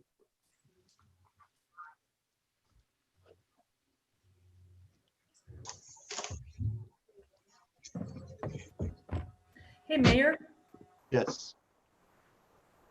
could I ask for some technical assistance from John? Oh, never mind. She appears like a phoenix out of the ashes. I just wanted to let you know, Mayor and Council, my colleague, Ms. Williams, is now on the call to assist you and answer any questions with Ordinance 19 on STRs, along with Ms. Cole. Mrs. Williams was shepherding this through Planning Commission and helped Planning Commission a lot, and actually prepared this ordinance. So I asked her to join at this point on this hearing because she'd be way better at answering your questions than I, as the one who has been involved with this. So I'll go dark, as they say, and let Ms. Williams answer any questions that you might have. It's Carmen. All right. Thank you. Good to see you, Nina. You too. Okay, we're going to go into a public hearing. This hearing will come to order. This is a public hearing before the City Council of the City of Idaho Springs to take testimony for consideration to approve ordinance number 19, series 2020. An ordinance amending section 21-33 of chapter 21 land development regulations of the Idaho Springs Municipal Code concerning short-term rentals. The order of this public hearing will be as follows. We'll hear the applicant's testimony and then we'll take public testimony. This hearing is now declared open. It is 8:04. Applicant?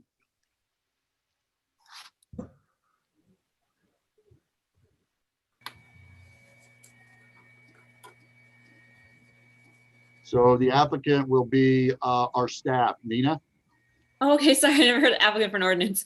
How is everyone? Sorry about that. That's how's everyone doing? I know this has been, came about when we had the work session on housing, different items to address different accessibility of different types of housing. This is one of many options.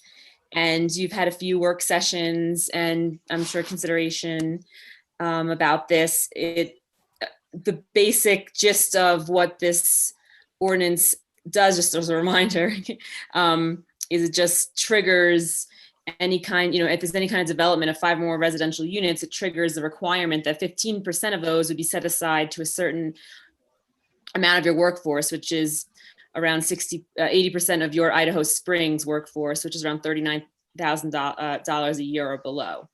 That way it's just. No. I think we're talking about the wrong thing. Yeah. We're talking about short-term rentals.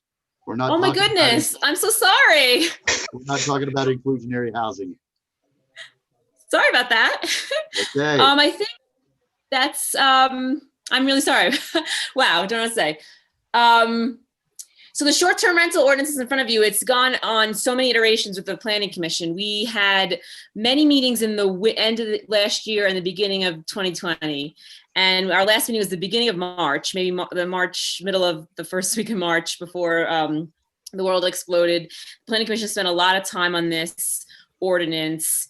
And what it does is just cleans up things that staff has noticed and the planning commission has noticed, that to ramp up enforcement, different, issues that have arisen with how to have a hearing if there is to put more teeth if there's a violation, or we want to withdraw, revoke or suspend a license, different procedures.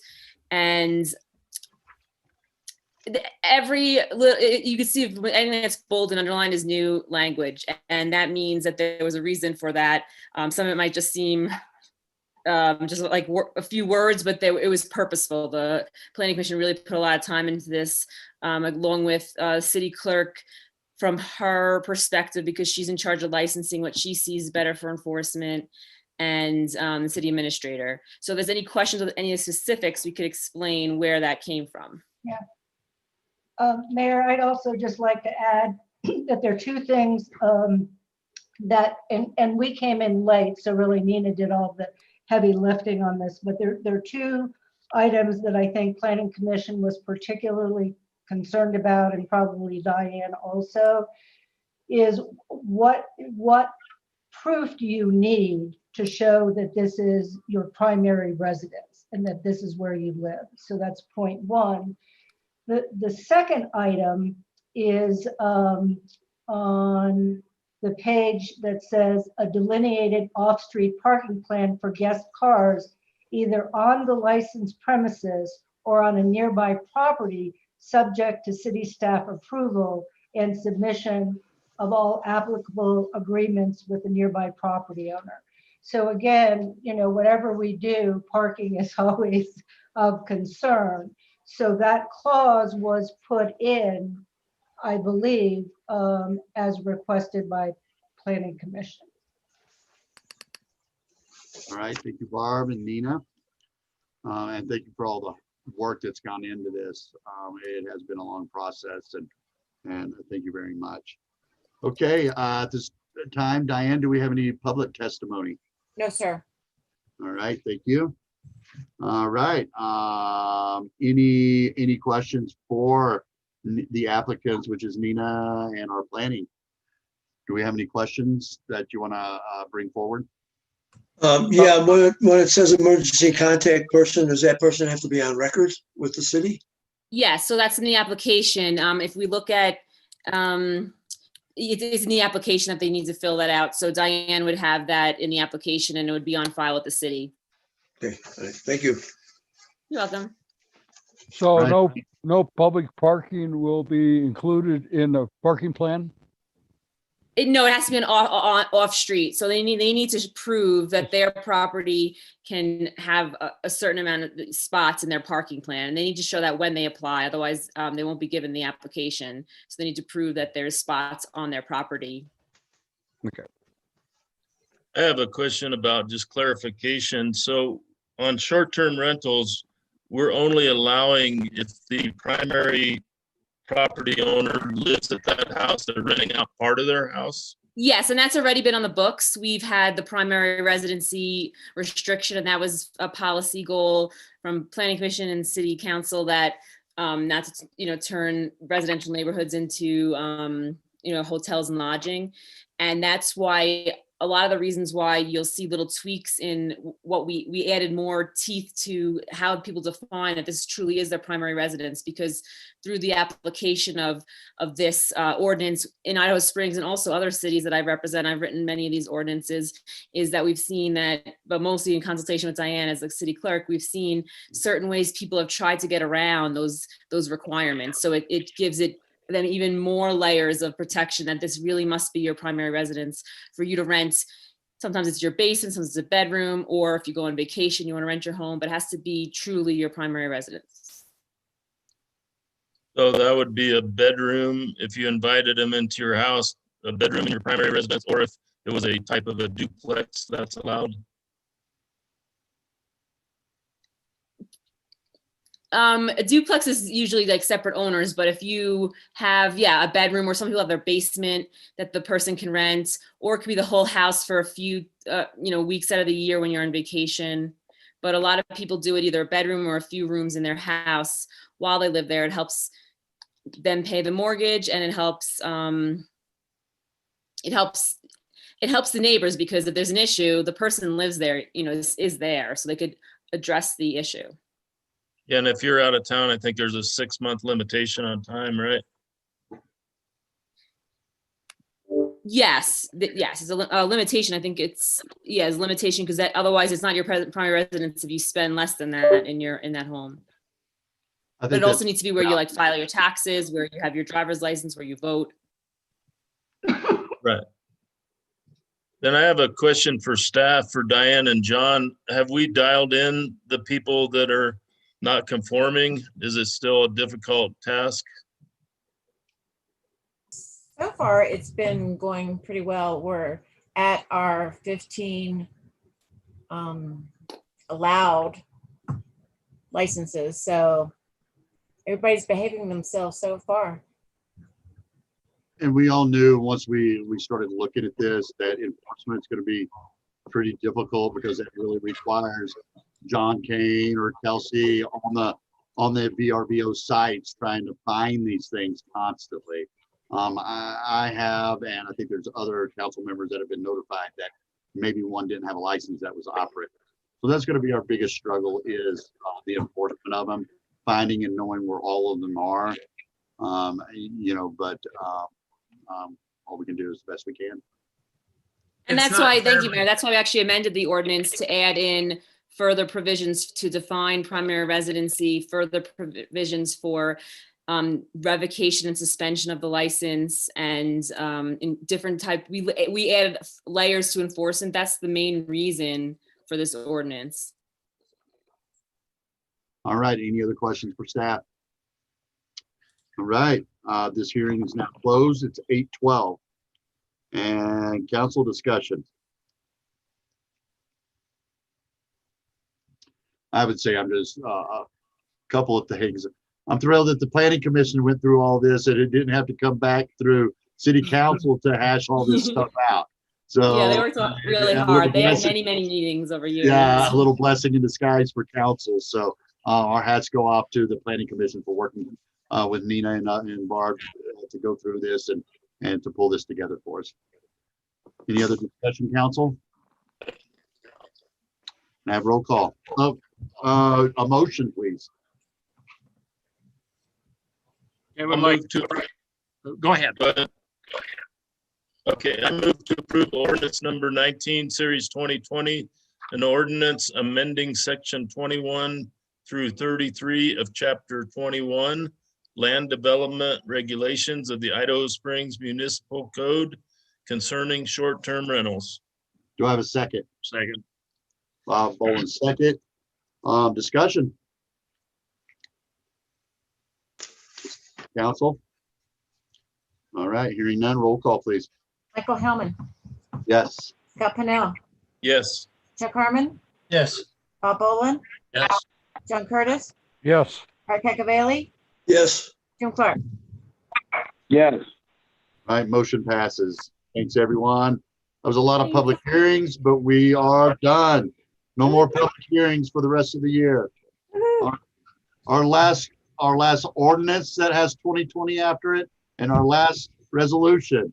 We will be changing to number 1 of 2021, right after the first of the year. So thanks, everybody. Okay, what I want to do now is let's jump back up, since Lorraine's been waiting very patiently. She's going to give an October financial update real quick, and I'm going to turn it over to you, Lorraine. Thank you, Mayor, and thank you for being patient with me with my technical issues earlier. I will attempt to share the screen and show you the financial statements and go through them rather quickly tonight. Let me know when you can see this.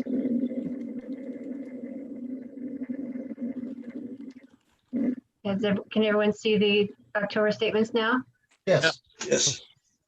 Okay, so this is October, and therefore it's 10 of the 12 months of the year. I always start with the combined cash statement just to show you how much cash you have in all of your accounts. Hey, Lorraine, hold on just a second. Would everybody mute their mics? We're getting a lot of feedback. It's hard to hear. Thank you. Okay, Lorraine, go right ahead, please. All right, starting with the $6,800,000 in cash that you have. You see $1.6 million of that is owned by the general fund.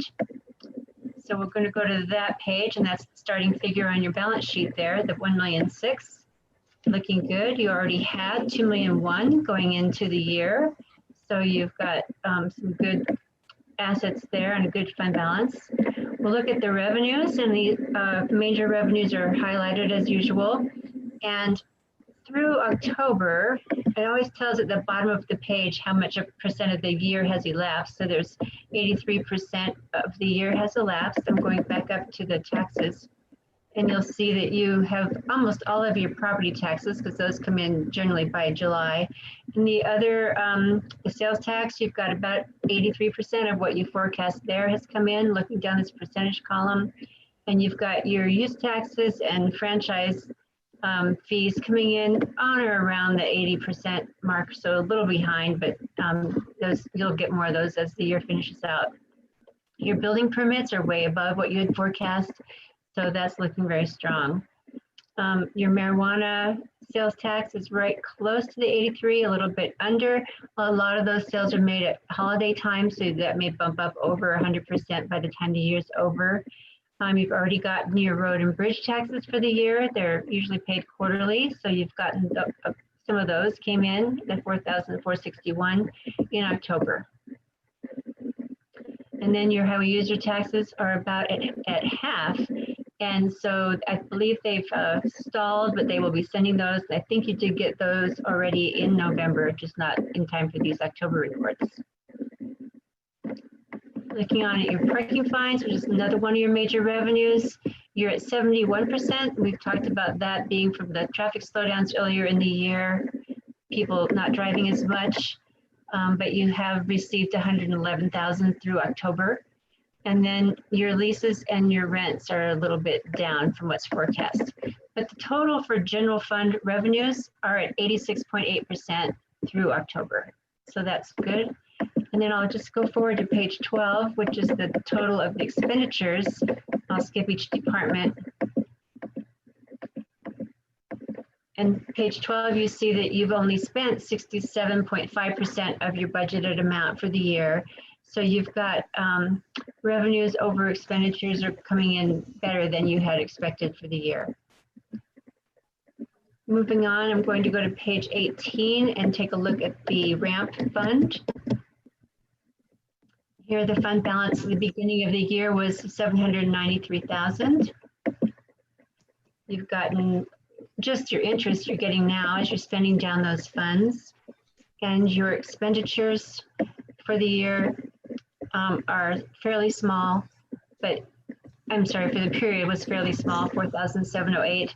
You've spent only about 9% of your budget through the year. We'll look at the improvement fund on page 22 and 23. And here your sales taxes are telling a similar story, not quite the same as the general fund, but those are coming in pretty well, and you've got two big months coming up. Then you've got your revenues are 41% for the year, and partially because of, look here. I'm sorry, these major grants that you did not end up getting, or at least not through October. Your expenses in this fund, in the improvement fund, are at 12.8% of what was anticipated. So no budget issues in this fund because of that. We're going to skip the Conservation Trust Fund and little activity and move on to the 1% Street Tax Fund. Started with 2.4 million. Revenues are either at 75% or above so far. You did get a large grant that you were expecting here. And your expenditures on the next page are below what was budgeted. So again, this fund has got no budgetary issues.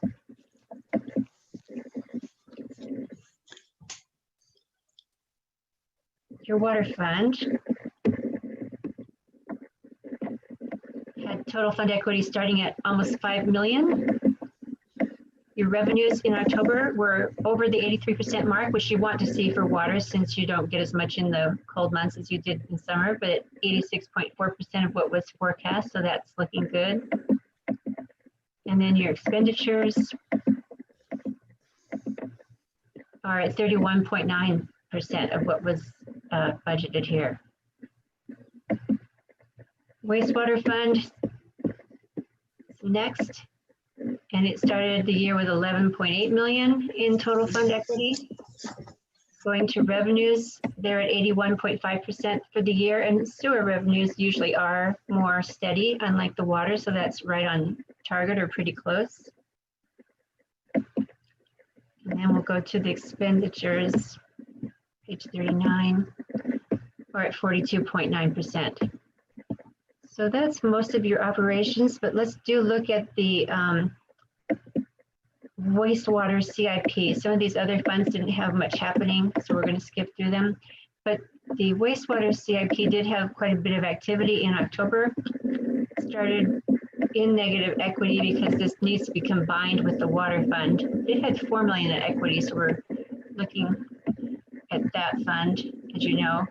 You did receive loans and grants for the year of about 53% of what had been budgeted. But here in October, you did have a number of expenses on the wastewater treatment plant upgrade project where some of those big bills were paid in October. $500,000, so I wanted you to be aware of that. So total fund expenditures for the year have been at 3.6 million out of the 4.6 forecast, so it's at about 78%. That's all I wanted to point out to you tonight, but if you have any other questions, I'd be happy to answer them. I can. Thank you, Lorraine. Council, any questions for our October finances? All right, no questions. I mean, you did a good job. Thank you, Lorraine. Yeah. Everything is on pace with what was forecast in the budget process, so there were no big changes in October that would skew what you were thinking about for the budget for next year. Yeah, we're pretty pleased, I think, overall. Very pleased. All right. With no more questions, we will jot back down to City Administrator. Andy, you have a couple of action items. Talk to us, please. You're on mute. Mayor and Council, you have my report with 2 requests for action. All right. Andy, we asked Mike Davenport to pull us together a little document. Was that ever done? Yes, it was, Mayor, and I believe Mike is on the call here. Okay. And I did do a brief staff report, and I think he has some information to share with you. Okay. Well, let's go ahead and go with our first staff, our request for action. Do I have a motion? I would move to approve a contribution of $5,000 to the Clear Creek School District for improvements to the city alley right away between the Clear Creek Library District building and the Carlson Elementary School property as part of the playground reconstruction project from line item 2100-7042. Do I have a second? Second. All right, time for discussion. I know council's going to have some questions, so I'm just going to open it up for discussion. So on the discussion with the lady that's designed the playground, I think this was an estimate. So could this come in less than the 5,000, or was this a solid amount? So what happened, Councilman Pennell, what happened is they went back to the drawing board and they came up with a $10,000 cost. The $5,000, the library district agreed to help get this project done, and they are going to make a $5,000 contribution to the project. We thought it was going to be around 20 grand.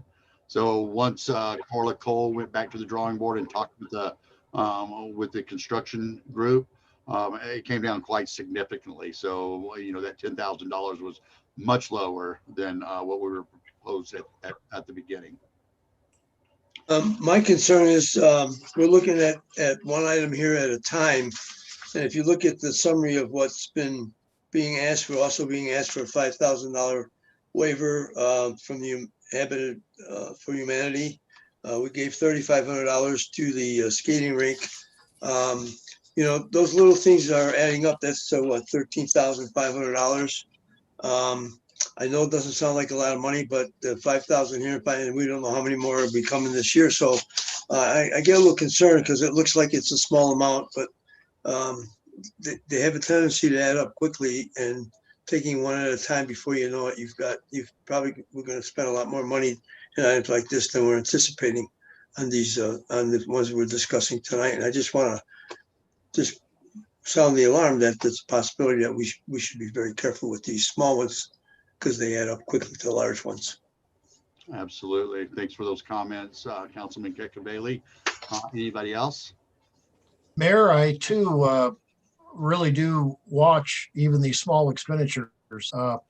This one I feel pretty good about because I realize it's not 24 hours a day, 7 days a week, but there's a couple parking spaces that can be utilized at the very least for some employees. And I think that, it's hard to even put a price tag on parking spaces downtown. I'm glad we gained a couple. Admittedly, we can't block the dumpster in the morning, perhaps on Monday or Tuesday when they empty it, but that usually comes pretty early. So I'm very happy for that small amount of money to gain a couple. And I would be the first to agree that, these things and these asks really at here we are at the 11th hour, because this would actually come out, Andy, correct me if I'm wrong, but this would come out of next year's budget? No, Mayor, this was proposed to come out of this year's budget because this is a line item that was already budgeted but has not been expended related to the library. What is this line item? Is this our landscape line item? That's right. So just to inform council, we have budgeted, I believe it's $25,000 towards the landscaping project at the library, which the city owns that property. We have been talked to from leadership at the library, that would be Libby, telling us that they were gonna take care of the landscaping. Now that we don't have, the city doesn't have that in writing. So I've asked Andy to really communicate and even get something in writing that you're gonna take care of this. So we've had that $25,000 in that line item for about 5 years now and never done anything with it. So that's where that would come out. It's really a school project on our property because that is ownership of the city where they're talking about doing this and that alleyway.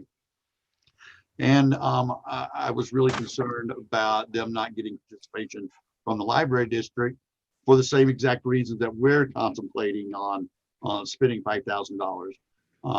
But within a matter of a couple of hours, we got a response from Cameron, from Libby, that they were going to participate, or actually it was from the school district. I'm sorry, that the library decided that they would put their $5,000 in to make this area much more, approachable, cleaned up in that area, and being able to access the new playground and the library in that area. But I'll be the first to say, or I agree too, that a little bit of this and a little bit of that starts adding up pretty quick. Any other comments, council?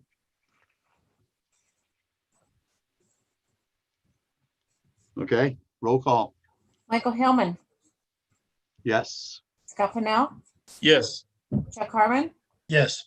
Bob Boland, Yes. John Curtis, Yes. Art Cacavelli, Yes. Jim Clark. Yes. All right. Good work, council. All right. We have another action item coming up. Let's read the motion, and during discussion, Mike Davenport will present something to us. So do I have a motion? I'll move to approve a request from Blue Spruce Habitat for Humanity to waive the variance application fee of $100 and the $5,000 deposit for the development agreement. Do I have a second? Second. Okay, motion and a second. What Andy and I have asked for Mike Davenport and our planning group is to really kind of show us what we think is going to be a very simple and easy variance process. And the $5,000 deposit, as they work on these variances, those numbers take off of that amount. So Mr. Davenport, will you show council what a simple variance application looks like and what you think the cost of this variance application could potentially cost Habitat? Okay, I believe most applications for variances are typically simple, where there is an initial contact with the applicant. They submit the application, it's reviewed by staff, public notice is prepared, and then a hearing takes place. As noted in the staff report, there have been 3 variance applications that have been completed this year. The one involving the fewest, and the bulk of the time is actually by the planner in terms of cost. 3 applications completed so far this year. The one that took the least amount of time took about 6 hours to do. The one that took the most amount of time was about 20 hours. That averages out to about 11 hours or $1,400 per application based on the 3 completed this year. Okay. And the reason that I wanted to throw that out to council to just to help you understand that the application is not $5,000 plus 100. It's based on taking off of that and crediting towards that $5,000. Any other questions, council? This is all for the parking variance, right? No. Is this for the parking? This is an application by Habitat as part of a request for a parking requirement variance for their housing project. This is not a hearing. This won't be a hearing on the housing project itself. This will only be a hearing on the variance request. They were asking for a compact car, I guess is what they were describing the other night. They're asking for a portion of the required parking spaces to be compact. There is no compact provision right now in the land development regulations of the city. So so with these smaller parking places, will we be able to accommodate all parking on site? Yes, I don't know if we want to go too far into talking about the application, but yeah, okay. Yeah. Thank you, Mike. And that was used. And just so you all know, council, you may and very likely will, if a variance is requested, which is not your purview, right? That goes to the variance board, but you very well may one day get an application for an associated site plan or an FDP or something on the property. So I want to keep all your hands clean on that front. Thanks, I have one thing to add too. We're not setting a precedent for other projects by doing this, are we? Actually, I would say we are. We are setting a precedent for others. Yeah. It depends. Yeah, I agree.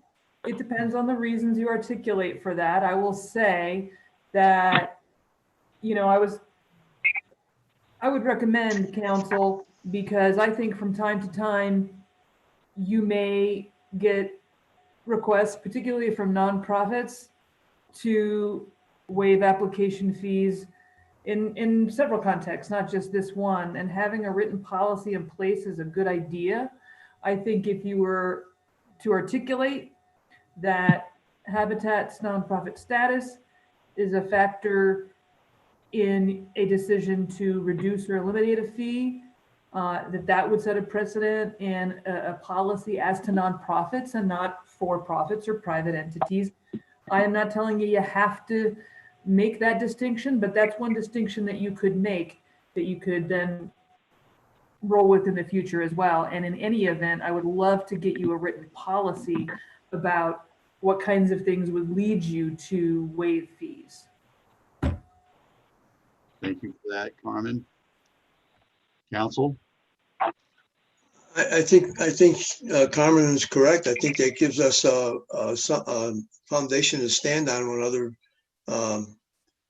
developers might come to us. If we have a written agreement stating nonprofit, would be beneficial to us, and it would be clear. If we don't have something in writing to substantiate that, I think a good developer with a good lawyer might shoot holes in what we're doing now, and make it force it to be a policy unwritten for others. And I believe we shouldn't go down that slippery road.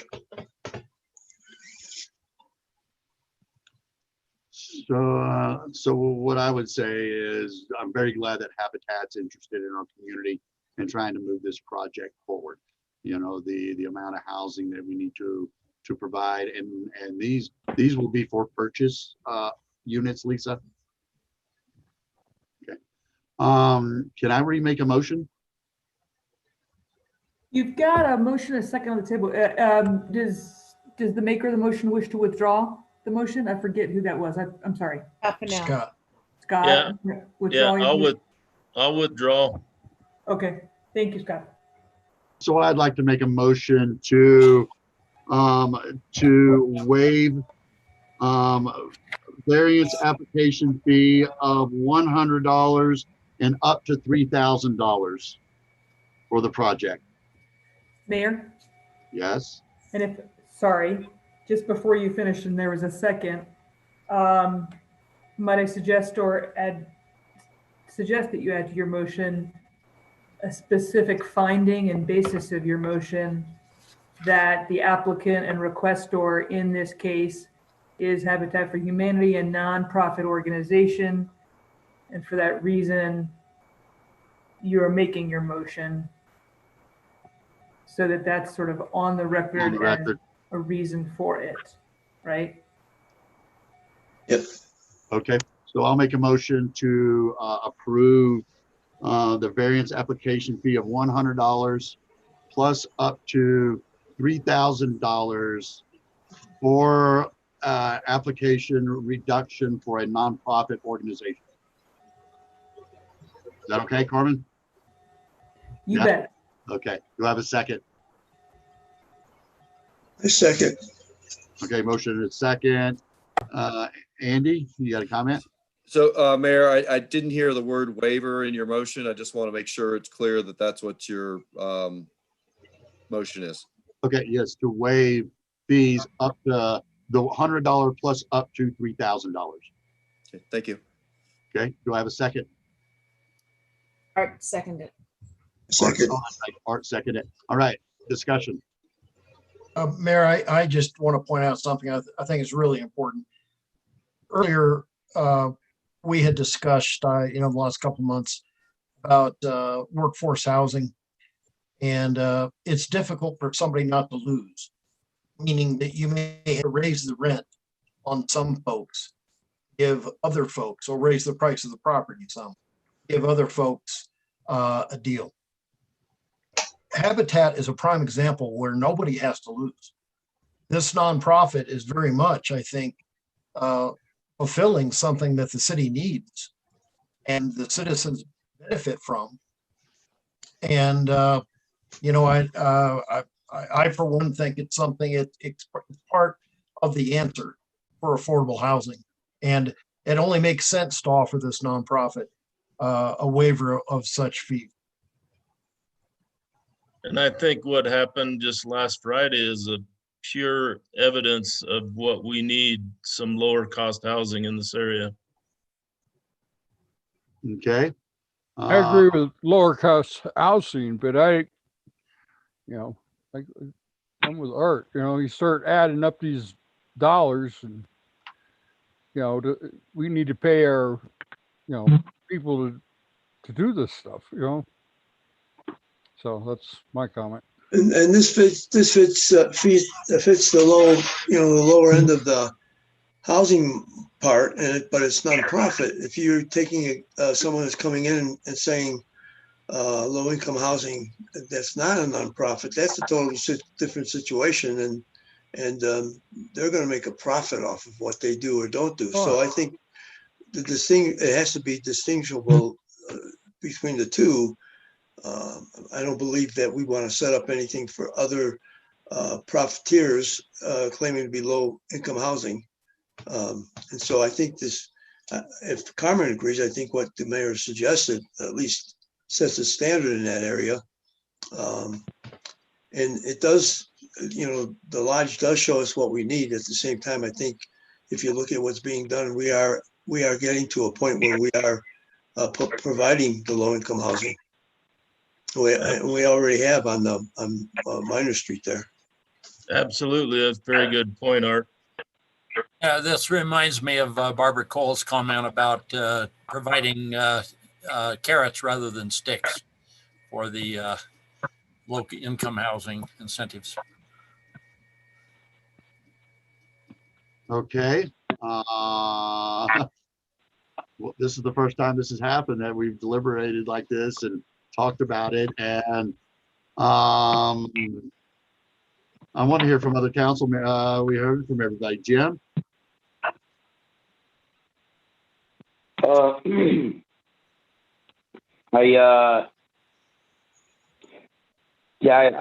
agree with Hart. I don't think that it's fair to, I think everybody's got a title, but that doesn't give us an entitlement. That, the profits are certainly going to go their way on this. We do need what they have to offer, yes, but so do others, and on and on and on. We're all responsible for the permits that are due to the city, no matter who we are. Whether you're the mayor putting a roof on your house or otherwise. So that's where I stand on this. So, we didn't give the others. I don't think this. We didn't waive any of their fees. So. All right. Any other council?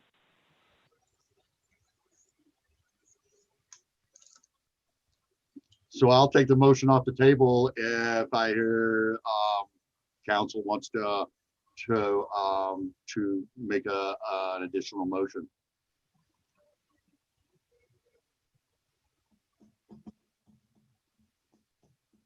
Okay, without that, then I'll go back to my original motion, the $100 and waiving up to $3,000.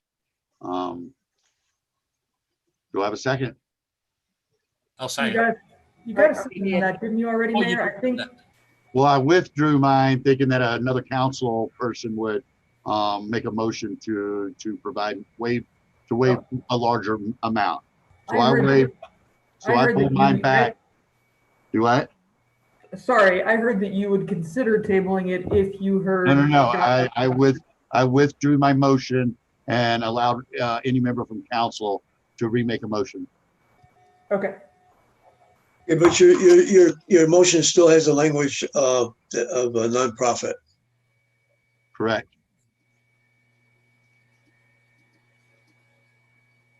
Do I have a different motion?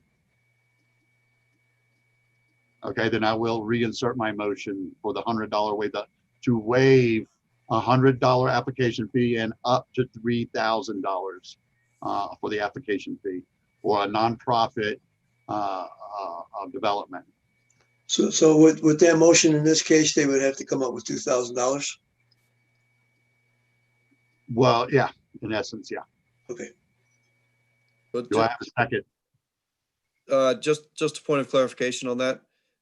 So they wouldn't have to do the deposit, and the fees up to $3,000 would be waived, as I understand it. That is correct. That's what my motion is. Okay, so it's in our experience so far this year, it's likely the fees will be less than that, unless it really becomes an unexpected controversy. And that was my motion, up to $3,000. Yep. So if they gave us a deposit of 2,000 and it was like Andy says it would play out, they would get their $2,000 back. Yes. All right, do I have a second? I'll second again. Motion and a second. Further discussion? Roll call. Michael Hillman, Yes. Scott Pennell, Yes. Chuck Harmon, Yes. Bob Boland, Yes. John Curtis, No. Art Cacavelli, No. Jim Clark. No. Okay, motion still carries 4-3. All right, we will move down. City clerk, Safe Built monthly report. I don't think I saw that. Was that in our packet?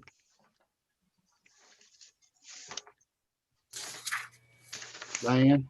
I'm sorry, what? Well, I didn't see the Safe Built report.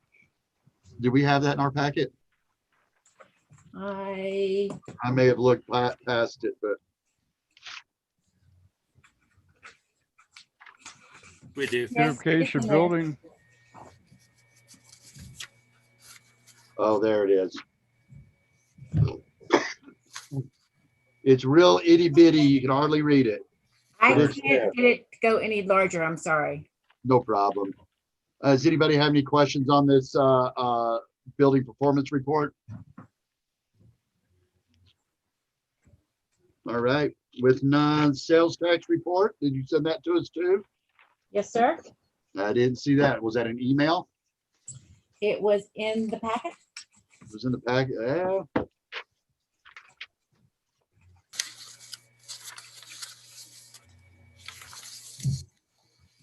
Did everybody else get? Yeah, I did. Yeah, things are I didn't get mine. not in order. Yeah. So what did it come out to? John, can you share that real quick?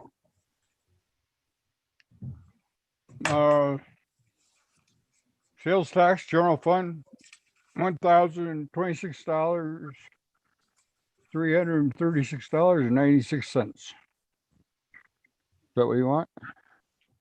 Hey, I'm just interested in sales tax from last year, same time, over this year, same time. Yeah, I have the year-to-date comparison here for December, looking back 2 months course, of a minus 0.58. So roughly great. 0.1%, which is Right. really quite. So we're actually up. That's No, nice to no. hear. No, we're down. But it's only like 0.5%. Well, Right. Okay. yeah, well, but we are up from a lower negative Oh, yeah. previously. So yeah, you're right. I like your spin, Mike. Maybe we're getting back on track here, right? We're negative, but less negative. So that's good. All right. Thank you, Diane, for those reports. Chief's not with us tonight. Public Works, John's not with us tonight. He's on vacation. All right, just kind of wrap the meeting up.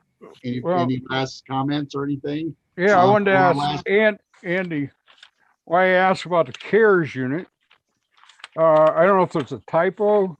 We had $25,000. Yeah. Was that $250,000? And he 250. had balance. Yeah. That's why I was asking about I was a little confused on that. So, Yeah, it's supposed to be 250. okay. Good catch. Thank you. All right. Good work, council. Last meeting of the year. I know how everybody's disappointed. So I'm going to talk for another 20 minutes just to make you suffer. No. Good work this year. Thank you for everybody in your participation, being engaged in budget, being engaged in council meetings. I think this is great. I know, as I said on council, there were times that we had council members that didn't want to engage. So I'm very pleased that we have a group now and a council now that will voice their opinion and put it out there. So I really appreciate that. That makes us a better and a stronger council to move the city forward. I would just like to add that I've been here a year now. It's been rewarding. It's been educational. It's really been, actually, some of it's been a lot of fun. And I appreciate everybody and the people who've corrected me when I've been wrong or educated me on something. And It's been great. I look forward to another year. I'll second that. And I will tell, every council member has individually at some point reached out to me with some questions. So thank you for trusting me with my information that I know, and trusting me that I would get you the information if I didn't know. So, thanks everybody. It is now 8:50. Have a great Christmas. I'm sorry that we're not getting to do a holiday party this year for our employees. We always love that downtime. I usually get a little goofy at those things as well, so I don't get to do that this year. But we'll be doing it next year. I guarantee you. This mess will be over and we'll be able to do a party next year. So thanks everybody. If I don't see or talk to you before Christmas, have a great Christmas. And Happy New Year. Yay. Happy New Year. Merry Christmas. Thank you. Merry Christmas. Happy New Year, everybody. You too. Be safe.